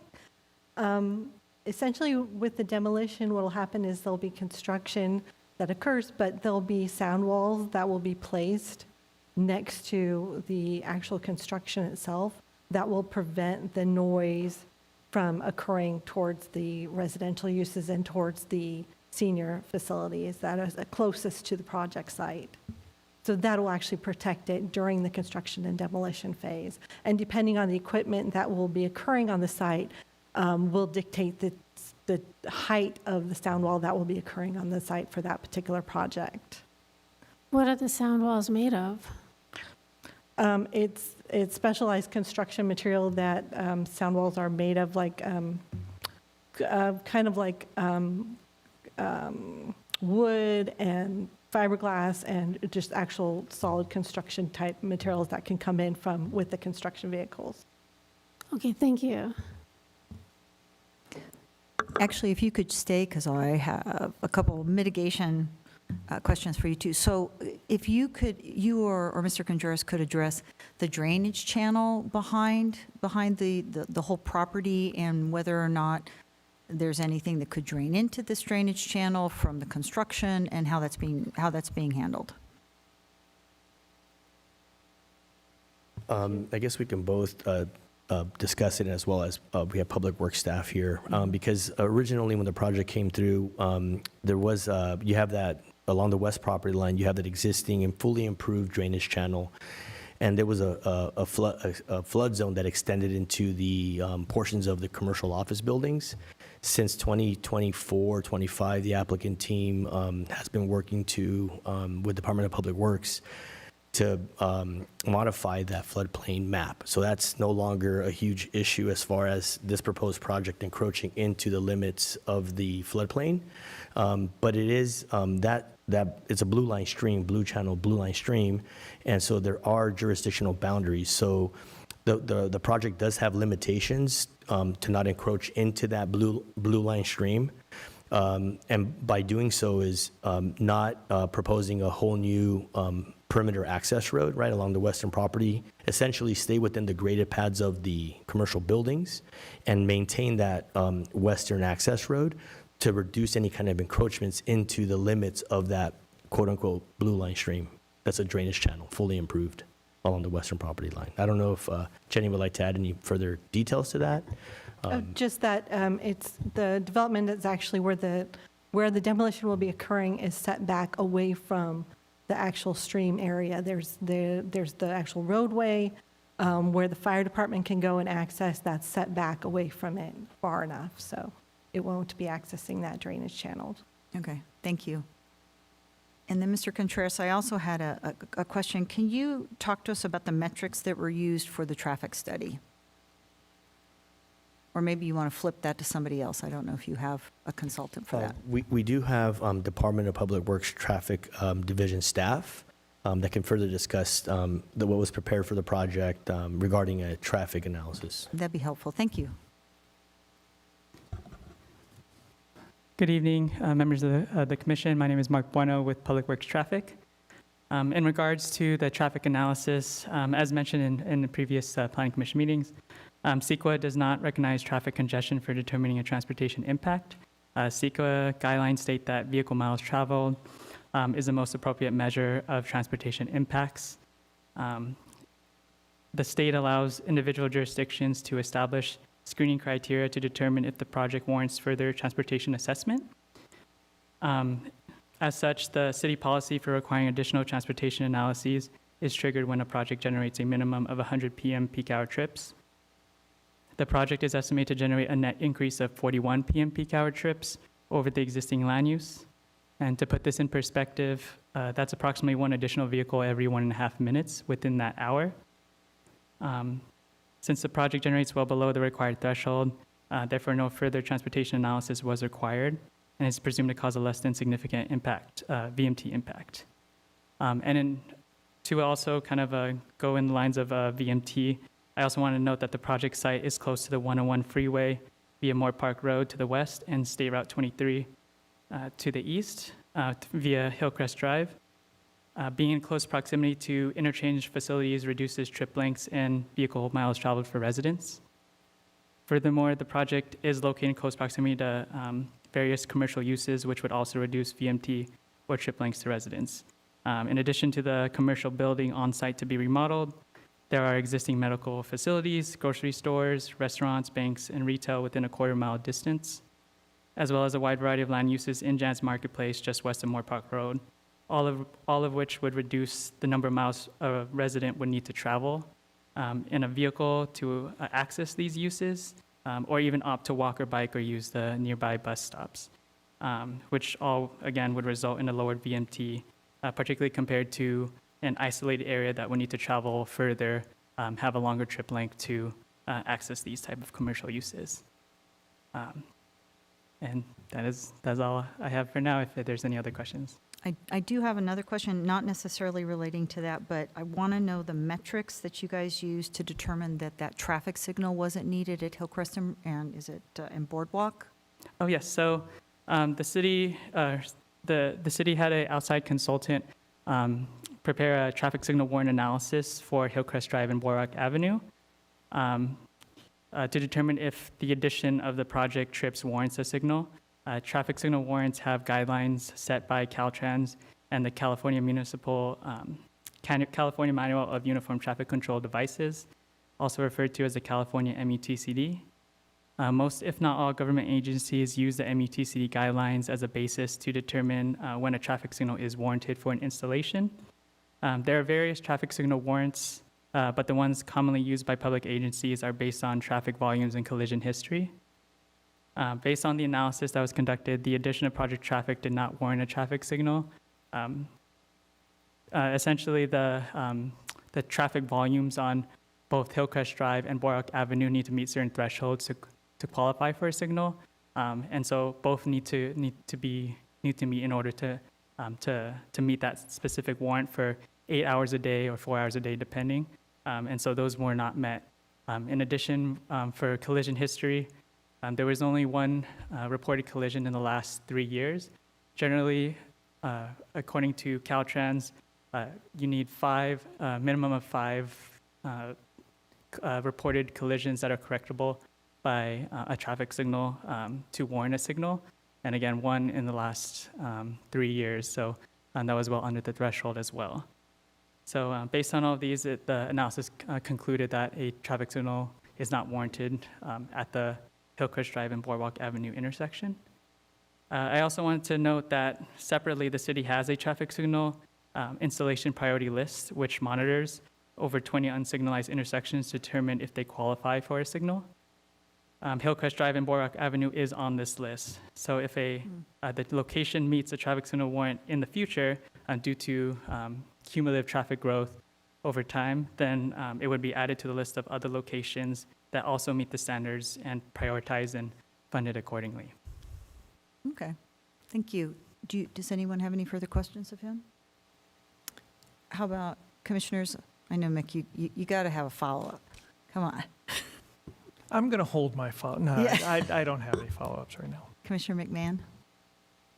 Any other questions? All right, thank you very much. Thank you. All right, thank you. Let's see. Now we will go to public comments. Do we have any public comments? We have one speaker. Do we still have the speaker on Zoom? Yes. Do you want? Yeah. Mr. Piper, are you there? Hello, can you hear me? Yes. Great. Thank you, commissioners. My name is Jackson Piper. You've heard me speak many times before you about housing in Thousand Oaks, and I'm here again because I believe this is a very good project. I would love for it to be less auto-oriented, but this is Thousand Oaks. I don't know if we're ready to take the leap yet for less parking for something like this. So considering the specifics of the site, I think that their request for concession and waivers are reasonable. I think the architectural design is really wonderful for this type of building. I know there's some concern about there being just the one building for the main complex on the property. My request to you that are concerned about that is to please advocate at the state level or even to other government officials in the city to advance single stair reform, which would allow different forms of buildings. So you could have slender towers instead of kind of a big, massive apartment complex because you have less space required for staircases. But considering the requirements for building apartment complexes that we currently are dealing with and the site itself, I think this is a really excellent project. I'm really happy that it'll add 25 lower income units. And I appreciate the fact that the 200, the total of 297 units, the units other than those 25 will actually help support making those 25 possible. So I'll stop rambling, but please support staff's recommendation and move this project forward. Thank you. Thank you, Mr. Piper. And I apologize to applicant. I switched the order around there. This is when you need more coffee. We should have taken a coffee break in the middle there. So now we're going to head to applicant and have the applicant's representative speak. Could you please come to the podium, state your name and city of residence, please? Thank you. Good evening. My name is Gabe Hungerford. I live in Rancho Palos Verdes, California.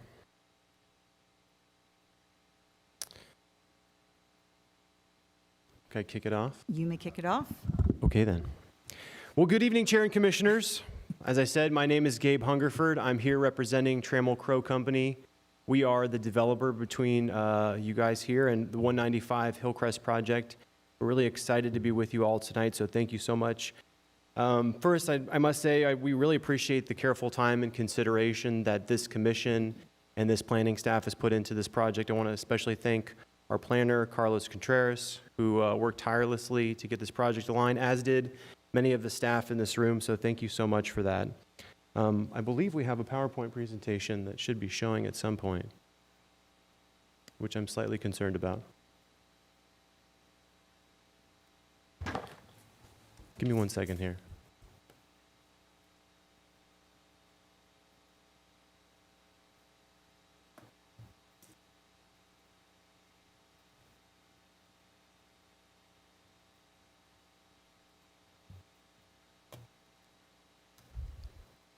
Eureka.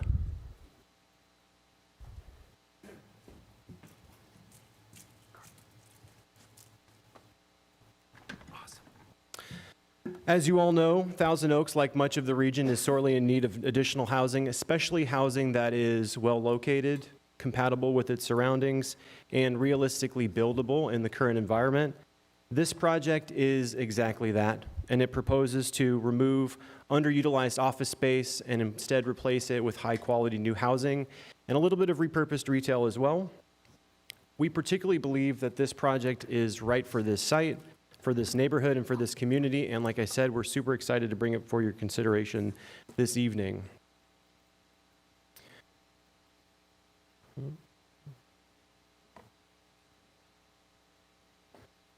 little bit of Murphy's Law tonight. Okay.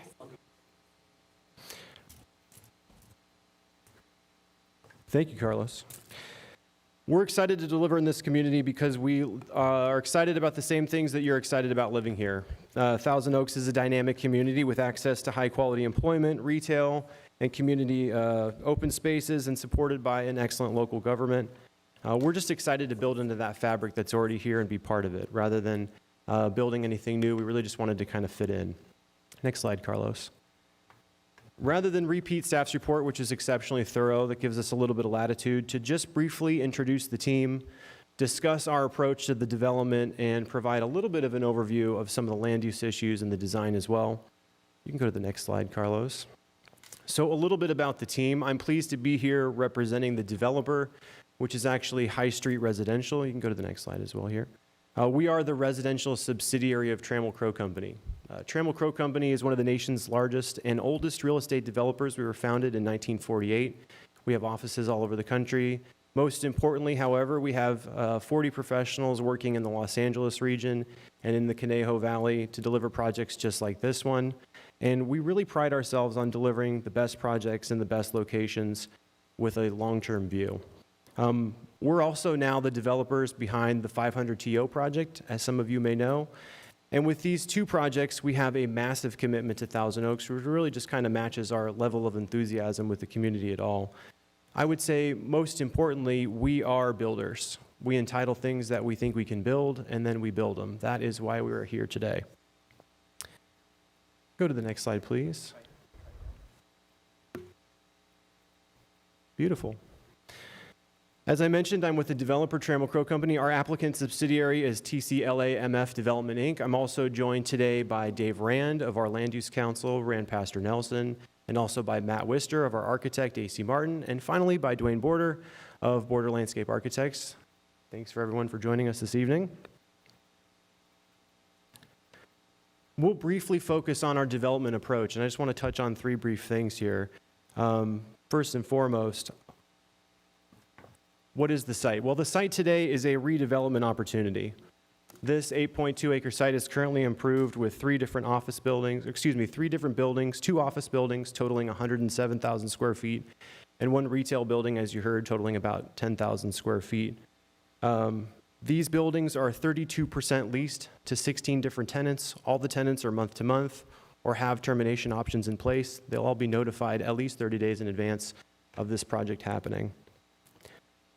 Our development concept is fairly simple. We're looking to demolish the 2 office buildings and to replace them with multifamily.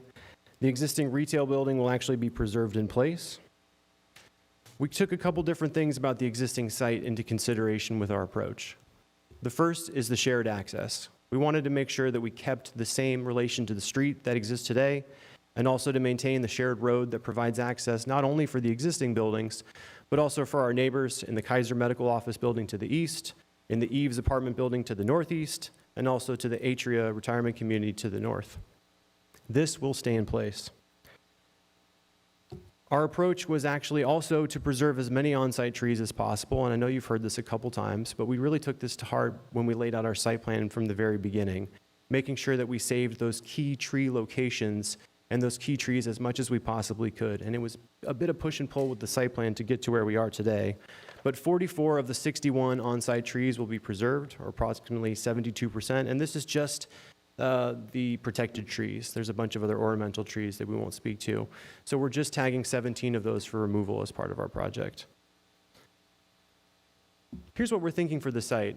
And I know that Carlos touched on the scale of the site being 8.2 acres, but when we think about saving the trees and also preserving the internal access road, the actual developable portion of the site is just shy of 4 acres. So that's really what we're working with here. And the design that we've laid out, this wrap style design, does a couple different things for the architecture and for the project. First, it allows us to deliver a highly efficient garage and protects financial feasibility for the project, but it also allows us to have more architectural interest on every frontage. Every frontage has a courtyard. Every frontage has a unique interaction with the street or the neighboring property, and that's really because of this architectural style that we've done. It also allows us to save more trees. So in total, the project is 297 units. Of those 297 units, 25 will be reserved for lower income units. We'll also have 10,000 square feet of on-site retail in the existing building. As Carlos mentioned, the building's about 4 to 5 stories, depending on the frontage.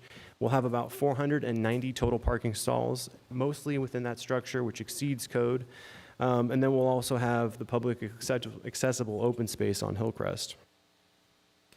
The project delivers a handful of benefits. One of them is, of course, the on-site affordable housing. Another is our family-friendly unit mix. We'll have 2 and 3 bedroom units, as well as open space areas for kids and teens. We'll have the publicly accessible open space, which is completely voluntary and doesn't count for anything other than more visual interest and more opportunities to connect with the public. Sustainability features, including all-electric units, solar and EV infrastructure, and also a little bit more parking and some retail. And now I'd love to turn it over to Dave Rand on the land use side to help talk us through just a few things on land use. Dave? Thank you, Gabe.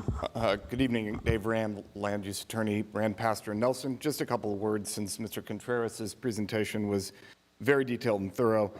With respect to the land use, I want to take actually just a modest step back. This is, to state the obvious, not a case where we're before you tonight, Commission, asking for a rezoning.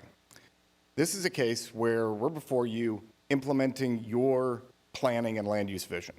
Just a few years ago, as you all know, since you were a part of it, the city, like many cities in the Skag region, all cities in the Skag region, undertook a significant comprehensive planning effort where you all decided very thoughtfully and intentionally how to allocate 2,671 units that the state decided to give you to plan for the next 8 years. And that process was very detailed, involved a ton of community input. And this was one of the few sites that was selected. It was selected because of its location. It was selected because of its physical attributes for the ability to achieve density. And so tonight we are hoping that you see this project as the next step in the implementation and the delivery of that overall land use vision. Much was made of the requests that we are seeking tonight under the density bonus law.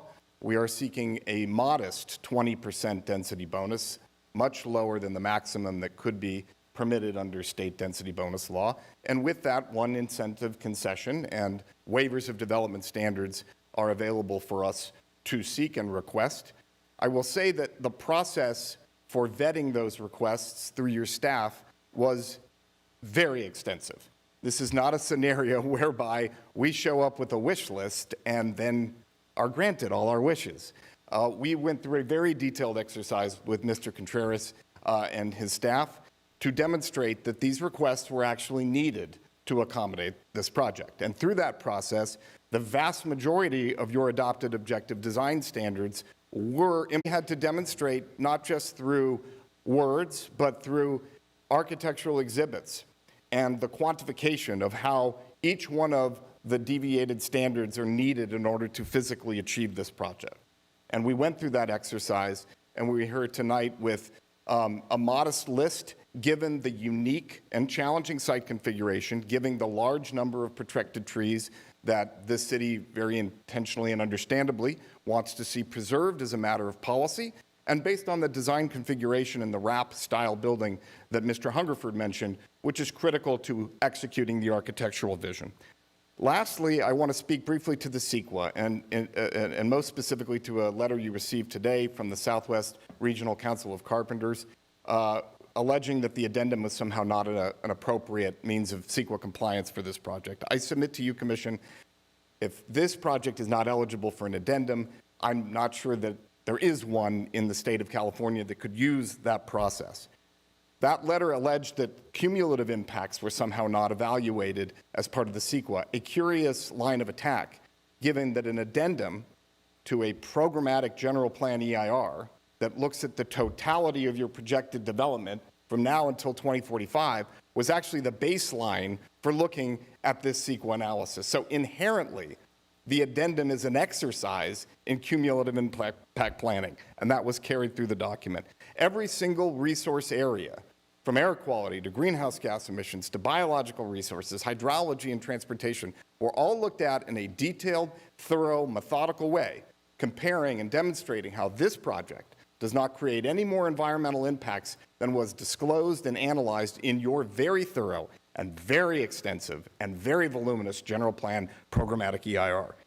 And lastly, to allege, as the Carpenter's letter did, that this addendum is somehow fatally flawed because the general plan EIR is too old and stale, it caught my attention, because in the world of addenda and CEQA tiering, your general plan EIR is a baby, and this addendum is a toddler. That is a brand new document, and this is one of the first housing projects that is actually going forward relying on your programmatic CEQA and general plan changes. So an addendum is, again, if not here, I don't know where. This is a textbook case of how to apply CEQA tiering and how to use an addendum to CEQA clear a subsequent project that is consistent with, and as Mr. Contreras stated, within the scope and the envelope of the environmental impacts disclosed in that programmatic EIR. And with that, I'd like to lastly turn it over to Mr. Wister from AC Martin, our project architect, to walk you through a little bit of the design. Good evening, Chair and Commissioners. My name is Matt Wister. I'm a representative of AC Martin, resident of Long Beach. Let me get to the right slide here. So starting with a couple of inspiration images and a couple of photos of existing buildings in the neighborhood, the first thing that we wanted to do was really draw upon Thousand Oaks in this design. We didn't want to design something that didn't feel like it belonged in the city. So we drew, from mission-style architecture, looking at incorporating Spanish tile, using smooth stucco and tile accents in a way that's both drawing on history and tradition, but also interpreting this in a more modern way. As you can see in this photo, we took, I think, great care in designing the building's height and massing, stepping this back from the neighboring properties into the street to reduce the visual impact and the scale of the project as visible from the public. The roof line varies to create a village feel, breaking down this larger building into smaller elements so that it's not read as a singular structure. The ground level design prioritizes engagement with the public realm, particularly in this depiction here along Hillcrest Avenue. There's about 10,000 square feet of usable outdoor open space that includes this publicly accessible plaza and seating garden. Specialty paving connects this plaza to the seating area across the street next to the existing commercial building, creating a seamless connection between these two sides of the street. The project also incorporates about a half mile of pedestrian pathways that circulate the entire perimeter of the site. Along those are interspersed with courtyards, amenities. May I keep going? I'm going to suggest, because we had some technical issues at the beginning, that we just allow him to continue at this point. Please continue. Okay, thank you. So speaking to a couple of the renderings that we have on the slide here, on the top right here, that's a depiction of that public plaza that you see pointed to on the corner with that arrow. And then on the bottom right is a depiction of what the finished condition would look like at the sidewalk along Hillcrest Drive. As mentioned, we took great care in actually planning this building around as many of the existing old growth trees as we could on the site and incorporating them into the site design. In particular, the building's footprint has really been organized around a number of these trees, with the eastern courtyard on the upper right there really designed to encircle a large existing old growth oak. This courtyard was specifically shaped to preserve these trees in place. And here you see a rendering of this courtyard. This is a depiction of what the building design looks like. And quickly on the next slide, this is what the finished condition will look like incorporating those trees. So you can see the great care, I think, that was given to the landscape design, prioritizing that for the project. The building design itself it uses articulation, material changes, upper level step backs, as staff mentioned, to break this massing down into numerous volumes. The project includes major and minor massing breaks that are consistent with the city's objective design standards, as well as variation in roof lines and stepping down to the street level. Materials vary between colors of smooth stucco as well as stone and tile accents to create additional layers of visual variety. And not to forget the existing retail building that is on the site today. This is the 10,000 square foot structure that is part of the project. We'd like to refresh the exterior of this building and apply a level of finish and care and landscape to this that we're also proposing as part of the new residential portion of the project. And finally, here's our hero shot. This is taken from the corner, the southeast corner of the building here along Hillcrest. We're very proud, I feel, as the design has come out amongst the team here. We work very closely collaborating with your own staff at the City of Thousand Oaks, and their input was critical in refining the final materials palette that's being presented, the colors, the improvement of the architecture, and we're grateful for that collaboration. Thank you. And I'll turn this back to Gabe. Thank you very much. Thank you very much, Matt, and thank you so much, Commission, for your attention this evening and for your consideration of this project. Our team is available here to answer questions. Thank you so much. All right, I'd stay there. All right, commissioners, go ahead. I was wondering if the architect could come back. You gave, thank you all for the presentation. You gave kind of a, hey, here's the courtyard, and by the way, now with the landscaping, here's the way it's going to look. Is that from day one, or is that how many years would those trees achieve their growth? That's a great question. Dwayne, are you in here? At some point, we'll get you all to comment on this. So. Dwayne Border, Landscape Architecture with Border. I'm a resident of Los Angeles. Those trees that are shown are the existing trees that the building wraps around. So that's really kind of a day one view of what it's going to be like. Okay, perfect. Thank you. Yep. Commissioner McMahon? Any questions? Commissioner Lanson? Thank you, Chair. Mr. Hungerford, thank you for you and your staff's interest in our city, and I very much appreciate that. With that said, I'm going to ask what I probably asked you if you were here for that last hearing, something that may sound somewhat insulting, but it's something I ask every developer. Is this ultimately a project you're actually going to build, or just get the entitlements and flip it to somebody else? Commissioner Lanson, I tried to touch on that in our presentation a little bit to emphasize that we intend to build it. I mean, we certainly do. We've been working on this project since 2023, and we want nothing more than to put a shovel in the ground. That is always our objective. So our business plan is to build the project. That's what we want to do. And the second question I always ask is, of the conditions that I'm hoping you all reviewed, I think there's 301 of them, are all those acceptable to you and the owner? That's correct. Luckily, we had a good amount of time to review them, and we did so in detail, but yes, they are acceptable to us. I also wanted to ask you, you mentioned Kaiser.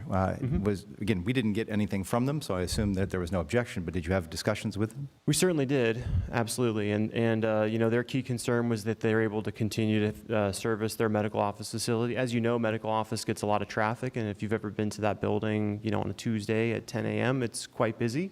And so, you know, we had dialogue very early on and continued dialogue about maintaining that access for them. I think at times there's more parking for the Kaiser people in that parking lot than there is for the actual people going to the office building. I think today that's accurate, especially with current occupancy. And I know there's other local housing projects in the area. Again, we didn't receive anything from them necessarily, but is it something you talked to each of these projects about? I do know all the sponsors of the other projects, which I think are great, by the way, and I think they'll be great for the community. We're all really supportive of each other and of the Thousand Oaks community. We all kind of see the same thing. We're all kind of doing the same thing. So it's all been very friendly. And lastly, it's going to be a bizarre question. There's been comments from our last meeting for a lot of people that came up to me and said, you know, where do you get the information that ultimately these units that you're going through are going to be leased as quickly as you think they are? Have you done any kind of research as to exactly what kind of occupancy you're expecting? Yeah, absolutely. I mean, that's a key concern for us as well, right? We believe that we're building housing that people will want. But really, if you look at the Conejo Valley in particular, there's not a lot of new multifamily. I mean, there are some projects going on right now, and it seems like maybe there's a lot of activity. But if you look at it over the last 30 years, there really hasn't been much delivered at all. And so we think there's pent-up demand. We think there's people that could probably move into a new apartment that don't because they don't like the options available to them. Maybe they still want to stay in the Conejo Valley. But really what we need is some of those people to move out of their apartments into something a little bit nicer perhaps, so that people can do the same up the chain, kind of trickles up, if you will. Okay, thank you. Nothing further. Commissioner Buss? Mick? Thank you. I just had a couple questions. I was wondering if you can opine on a couple aspects of the project as to why, what they were proposed for. Certainly. So the number of parking spaces that are proposed is more than as what was required under state density bonus. Can you opine as to? Yeah, of course. Of course. Parking is another thing that we take very seriously because, you know, contrary to popular belief, we really don't make any money on parking. So we really don't want to build any more than we have to because it's kind of a loss leader. But it's one of those things that if we can't put it back later, it becomes a huge problem for us, right? Because it's very inelastic. We're basically solving to 1 per bedroom, which we kind of see as the ratio of other projects kind of in the area. I think the Santal project is 1.3 per bedroom, for example, and I think depending on when you speak with operations, they might say that they don't have enough parking. It depends on the unit mix. You know, one thing that we're sensitive to is that we have a lot more established families kind of in our units. And whether they have children or not, they're still households. And usually those households have multiple vehicles.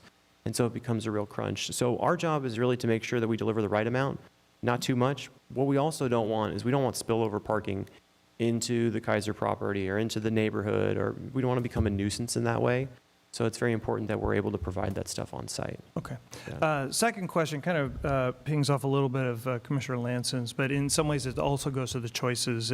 You sort of talked about who's in the building. So what led you to the particular mix of studio to 1 to 2 to 3? Yeah, absolutely. We do a lot of analysis, and we update that analysis frequently. Like the 3 bedrooms, for example, were in addition to the project. We didn't have those kind of in our first look. But we noticed that there really weren't many rentals that were new that had 3 bedrooms. I think if you look at the whole Conejo corridor, they're really the only ones that exist around Calabasas, a project called the Paxton. So that was something that we added and we updated. We also noticed that a lot of the other projects that are coming out of the ground now were very, very heavy on 2 bedrooms. And while we think there's a lot of demand for that, you'll notice that our unit mix skews a little bit smaller. We have more 1s and we even have more studios. And, you know, when you talk to neighboring projects, there's been a lot of good activity on those units. So we're kind of trying to just find the right pockets where we think there's going to be good demand so that we can certainly lease up in the amount of time that we'd like to. But yeah, it's iterative is the short answer. Okay, thank you. Any further questions from the commissioners? All right, thank you very much. Thank you as well. Just want to verify, we had the one public comment. Did we have no further public comments? Since I jumped over it. Just your cards. I believe you have a card. Yeah, and that was just the applicant team. I believe Daniel Borgia turned in a card. we have that? Calling Daniel Borgia to the lectern. Come on, you wanted to stay through this whole thing. Come on, you love us. I mean, if I'm going to spend 2 hours with you fine people, I'd love, my time at the microphone. But good evening, Danielle Borgia, President and CEO of the Greater Conejo Valley Chamber of Commerce. You have our letter of support in your packet this evening, but I just wanted to reinforce that, we represent over 700 businesses locally in the Conejo Valley, all of them that are employing people and looking for places for those employees to live. And I don't think it can be understated that this site is such a beautiful example of true walkability that most of our housing does not have. You go around the corner, you have a grocery store, you can walk across to Jan's Marketplace for dinner, you can grab a coffee at Historia, you can walk down the street to Tarantula, Basta, Go Fish. I mean, you literally have so much in such a small area that these residents are going to be able to access on top of the retail that's being really redeveloped on the site. And I think they've done a really nice job of thinking about really thoughtfully of how the project is going to look from Hillcrest. We have a lot of existing residential in that area, and it's nice to find a use that really is compatible with the mixed use designation under the new general plan. These are exactly the types of projects that we envisioned when we did all of this work on the general plan update. And I think that the affordable units within the site are going to be so well utilized, especially where the project is located. And we just really appreciate Trammell Crow and their investment in Thousand Oaks. With such a seasoned, well-respected developer coming to our community, we are really grateful, and we see it as such a great economic sign for our community that we have companies of this stature that are interested in investing in our area, and hope you will support the project this evening. Thank you for your patience, Danielle. Now go back to staff for follow-up comments.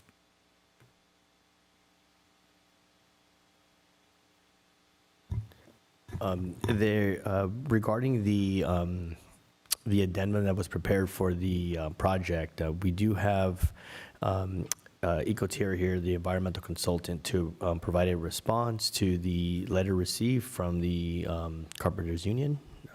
And Noel, if you'd like to add anything to that before Ecotier jumps on? No, I mean, I'll just point out that this letter was received very, very late.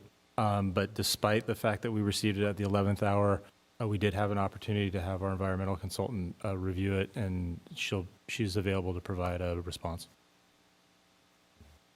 Thank you very much.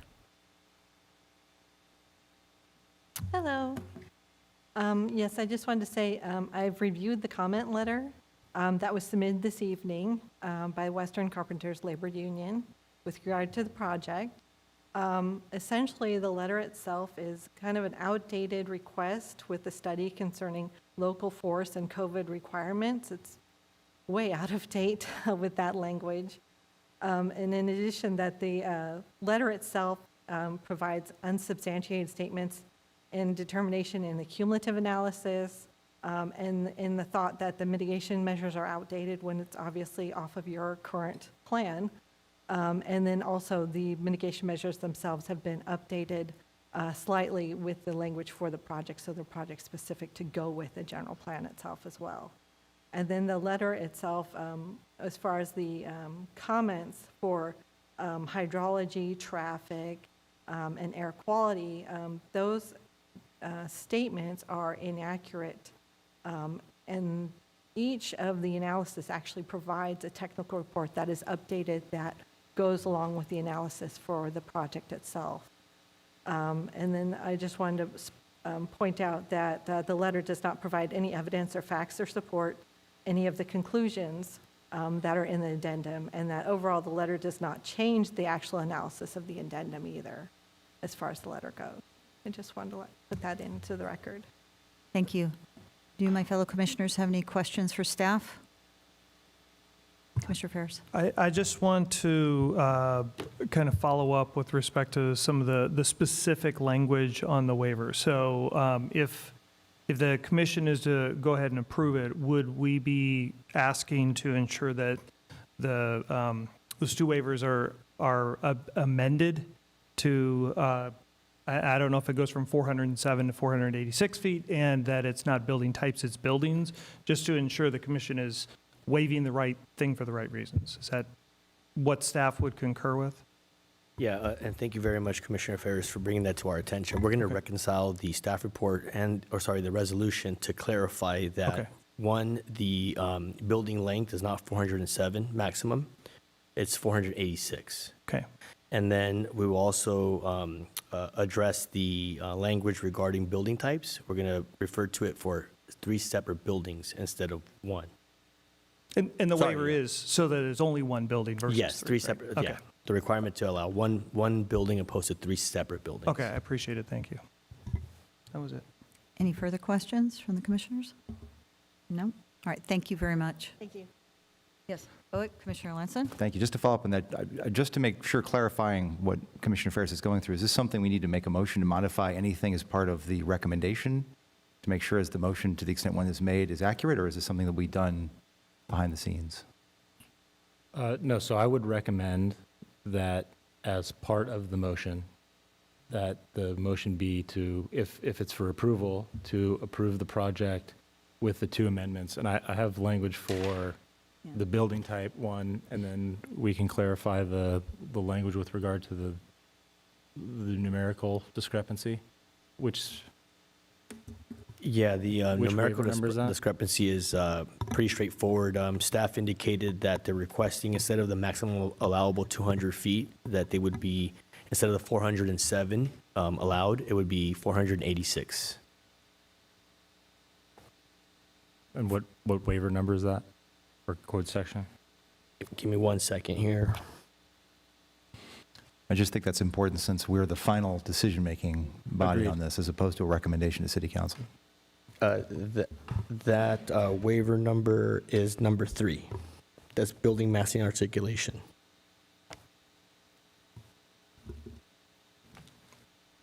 So, No, the applicant team architect would like to chime in on the building length for Can I help clarification. clarify some questions about the numbers, the lengths? So the waiver application that we submitted actually includes 2 segments that are over 200 feet in length. That has an impact by our calculation of reduction of 9 units. Our interpretation of this particular section of the code is such that the building is not a straight line. We can measure parallel to the building length, and if we do that measurement, the west side is 585 feet, and the east side is 456. But along that length, the building does jog in and out, as you saw on the floor plan. So that's why the waiver application just addresses 2 sections of the building that are over 200 feet. Is that helpful? Thank you. Commissioners, any further questions? Commissioner Ferris, I do now. Okay. Because the reason I would say is that I don't, and I may be wrong, but I don't believe that that's the intent of this section. The intent is that the building is to be broken up such that they don't have maximum lengths of 200 feet. And so what we're asking for is, because you're not having 3 buildings but 1, and the nature of the particular site tends toward a longer building, that's what would need to be waived, is the length of the building, not the length of a portion of the building. Noel, could you address I just that? want to make sure we know what we're waiving and why.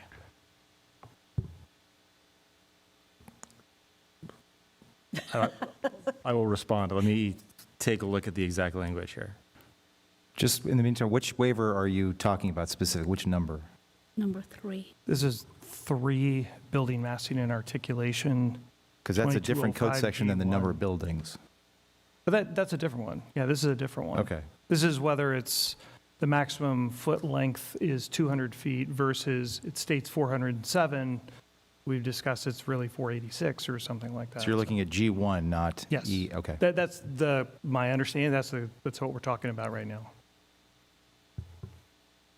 So Noel, if I can just demonstrate here on the elevation, the site plan here, it shows the the eastern facade having that open, the wellness court. So when staff initially referenced the 386 feet, it was from the co-work area of the building at the southeast all the way to that open space courtyard, right? Because the way the building is designed, we didn't take it all the way to the very end northern portion of the building. Now, the architect is indicating that from that lowest southeast portion of the building all the way beyond the wellness court, that is about approximately 500 feet, correct? And then on the west side, you have two courtyard areas. And so what staff did was we took the building length from the southwest portion all the way to the northern limits, which was roughly 486 feet. But if we were to take it all the way to the northeast, then it'd be longer, right? A longer building length. So at this point, I think we can stick with what the applicant architect indicated of 500. If you can tell me what the number was again, 580. Yeah, it's 586 feet. No, that would still satisfy the conclusions of the evaluation for the request, and it wouldn't change the staff's analysis on it. It's just a matter of the waiver having the correct number for the request to go up to 586 feet. Commissioner Ferris, does that satisfy you, or you want to ask another question? I think my main thing, I just want to make sure that the numbers we had here is that we were saying it was 486 and it was listed as 407. I always want to make sure the intent of this is to enable the length of the building that this project is asking for. I'm seeing a lot of nods, so I think that that's the intent here. I just want to make sure that that's what is in the motion. And that was the reason why I asked the follow-ups, is I want to make sure that was on the record that staff is agreeable to it, so that if the motion is made, that those two items would be included as part of the original motion. Yes. So if I may, I can suggest some amendment language to include in a motion if that's the desire of the commission. Yeah. So with regard to the objective design standard from section 9-4.2205 G1, which relates to building length, we would amend the reference to 407 to amend that to 586. And then with regard to the waiver to the objective standard, the objective design standard outlined in 9-4.2205 B2, we would delete the word type. And so it would read reduce number of buildings from at least 3 separate buildings to 1 building as otherwise required by TOMC section 9-4.2205 B2. To me, I think that was the intent and what the wording is. I think that sounds right. Commissioners, any other questions? I know that we've kind of been doing rebuttal comments here, but I do want to give the applicant a chance to have 5 minutes if they have any rebuttal comments. I think we've kind of been doing that here, so. All right, I'm going to close the public hearing, and now I'll open up the floor for discussion and/or an amended motion. Commissioner Buss? I just want to make a comment.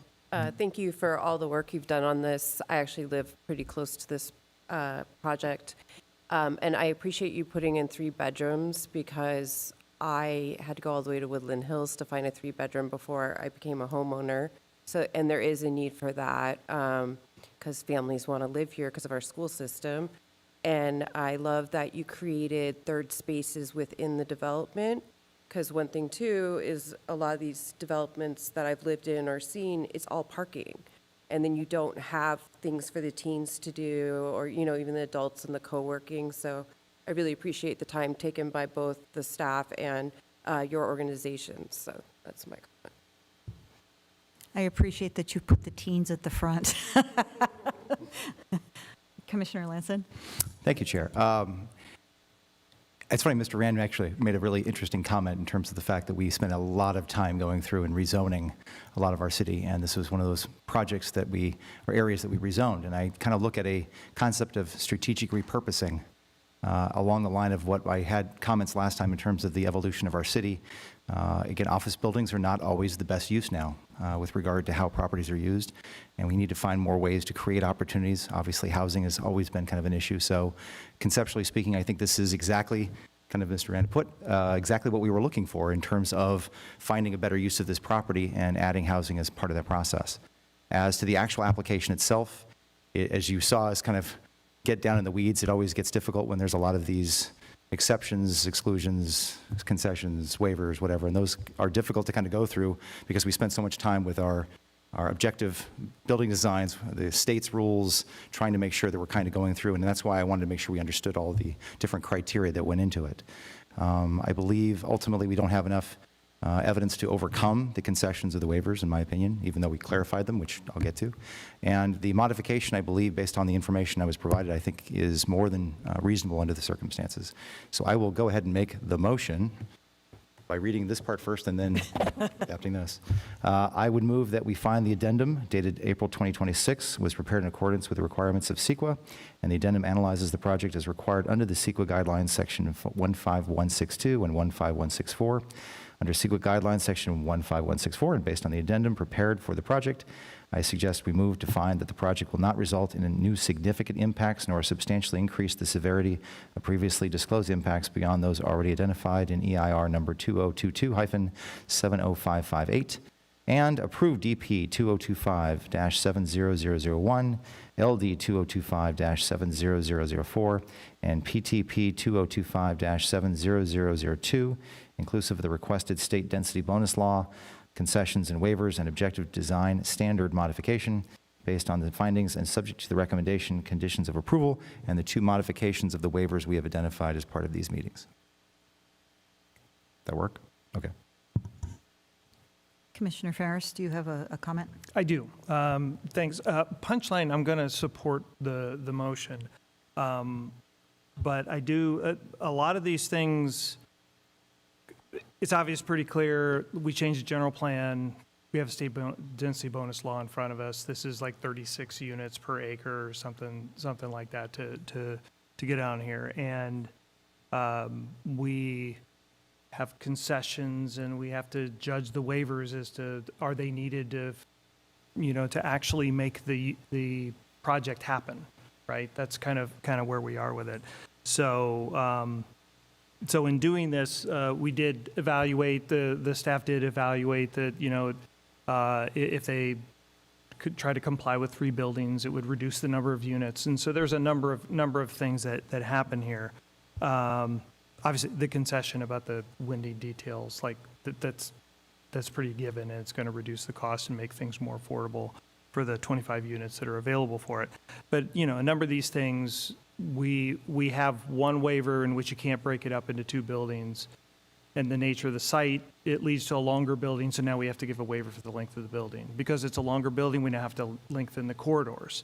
So that's the 3rd waiver. And now all of a sudden, you kind of have this cascade of waivers that's kind of coming in here. So it's uncomfortable to have to do that. And when I end up looking at this also, we're actually providing more parking in the parking structure than is actually required because of what the state law says. So could you reduce the length of the parking structure to give yourself more space to be able to move the buildings around? Possibly, but I also don't know how many other things are going to be needed to physically make the project happen in the manner in which it's provided. And so for those reasons, I can be comfortable supporting the motion. I do have some comments for commission discussion later. I think they relate to this, but they're not, they're not things we need to talk about in the context of this particular project. But for that reason, I just wanted to kind of go through the process of why I'd support the motion. Commissioner McMahon? When we redid the general plan, we wanted to place housing where we wanted to place it. And this is one of the areas where we wanted housing. And I think that this is a well thought out plan, and it looks beautiful, and I'm very happy to support this. further questions? I just want to say thank you for investing in our city. This is, in following up on what Commissioner McMahon said, this is precisely what we need to engage the site, you know, and this is, as you indicated, it's a baby and a toddler, and we're wrestling with this. I mean, it's not that it's new, but it is new, and the land use is, it's mind-numbing sometimes. This is why I end up skipping over things, because it takes a toll. It's mind-numbing, but we thank you for investing in the community. Are we ready to take a vote? Commissioner Buss? All right, would the secretary please prepare us for a vote? Commissioner Buss? Yes. Commissioner Ferris? Yes. Commissioner Lanson? Yes. Commissioner McMahon? Yes. Chair Tyler Kettlehut? Yes, Motion carries 5-0. thank you. Any aggrieved party who wishes to appeal the Planning Commission's decision may do so by filing an appeal with the Community Development Department within 10 days. Thank you very much. Do we have any department reports this evening? Okay. No. Now is the time for commission comments and/or any AB 1234 reports. Any comments from my fellow commissioners? Yes, Commissioner Ferris. Thank you.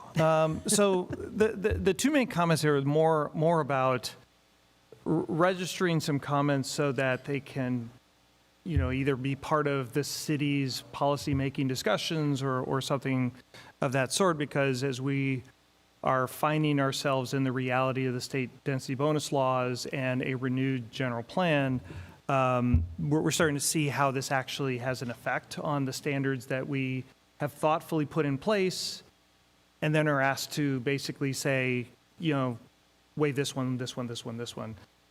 And I'm just trying to make sure that there's a couple of elements that seem to kind of pop up. One of the reasons why I'd asked about the mix of the units is because the more you have 2 and 3 bedrooms, those units, which were asked to have 30 plus the bonus law on there, it doesn't matter how big they are, they just are the number of units. So the more you have 2 and 3 bedrooms, the more square footage those are, the bigger the buildings, the more the impact it is, and the more it stresses the design criteria that we have. And if you look at potentially what we need in the city, if you look at the Suntel project, I went and sort of looked to see what's available right now. 0 studios, 0 1-bedrooms, 7 2-bedrooms of the 44 that are there. So the you know, kind of the desire for people to want to live here, families need things, but also, you know, young professionals need them as well. And more studios means lower square footage, means more units, means we can get more onto the site and not have to stress our own design standards in order to be able to accommodate those units. But that's a matter of how do we think about the type of mix of units that we have and make available. The second part deals also with that, which is this happens to be a horizontal mixed-use project, which means of the 8.2 acres, part of it was commercial. They're just going to revamp it, refurbish this, and there's going to be no residential on it. But none of those acres and the footprint of that are used to deal with putting the 36 units of the full 8.2 acres onto the rest of the property, which leads to asking for waivers and more height and things like that. So there are considerations about what do we want to do to help make sure that we conform to the standards, but those could deal with what should the policy mix be of the nature of the smaller units, and how do we handle with horizontal versus vertical mixed use so that we can have projects that don't keep asking us for revising our standards. So it's a comment, which was why I led it to the end of this. No, rather than the I end project. appreciate you saving it for now, because you saw everybody left. Well, not everyone, Danielle's still here.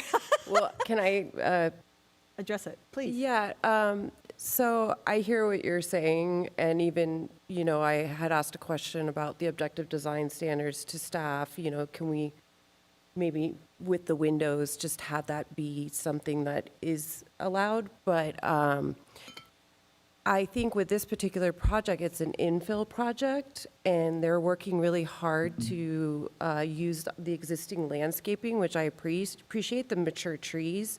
So it's kind of like we can't have it all, and I feel like this helped. But I hear what you're saying, because it would be nicer if they didn't have to go through this. But the reality is, no one's coming in and building on open space. They're coming into existing structures, which we should prefer, in doing infill projects.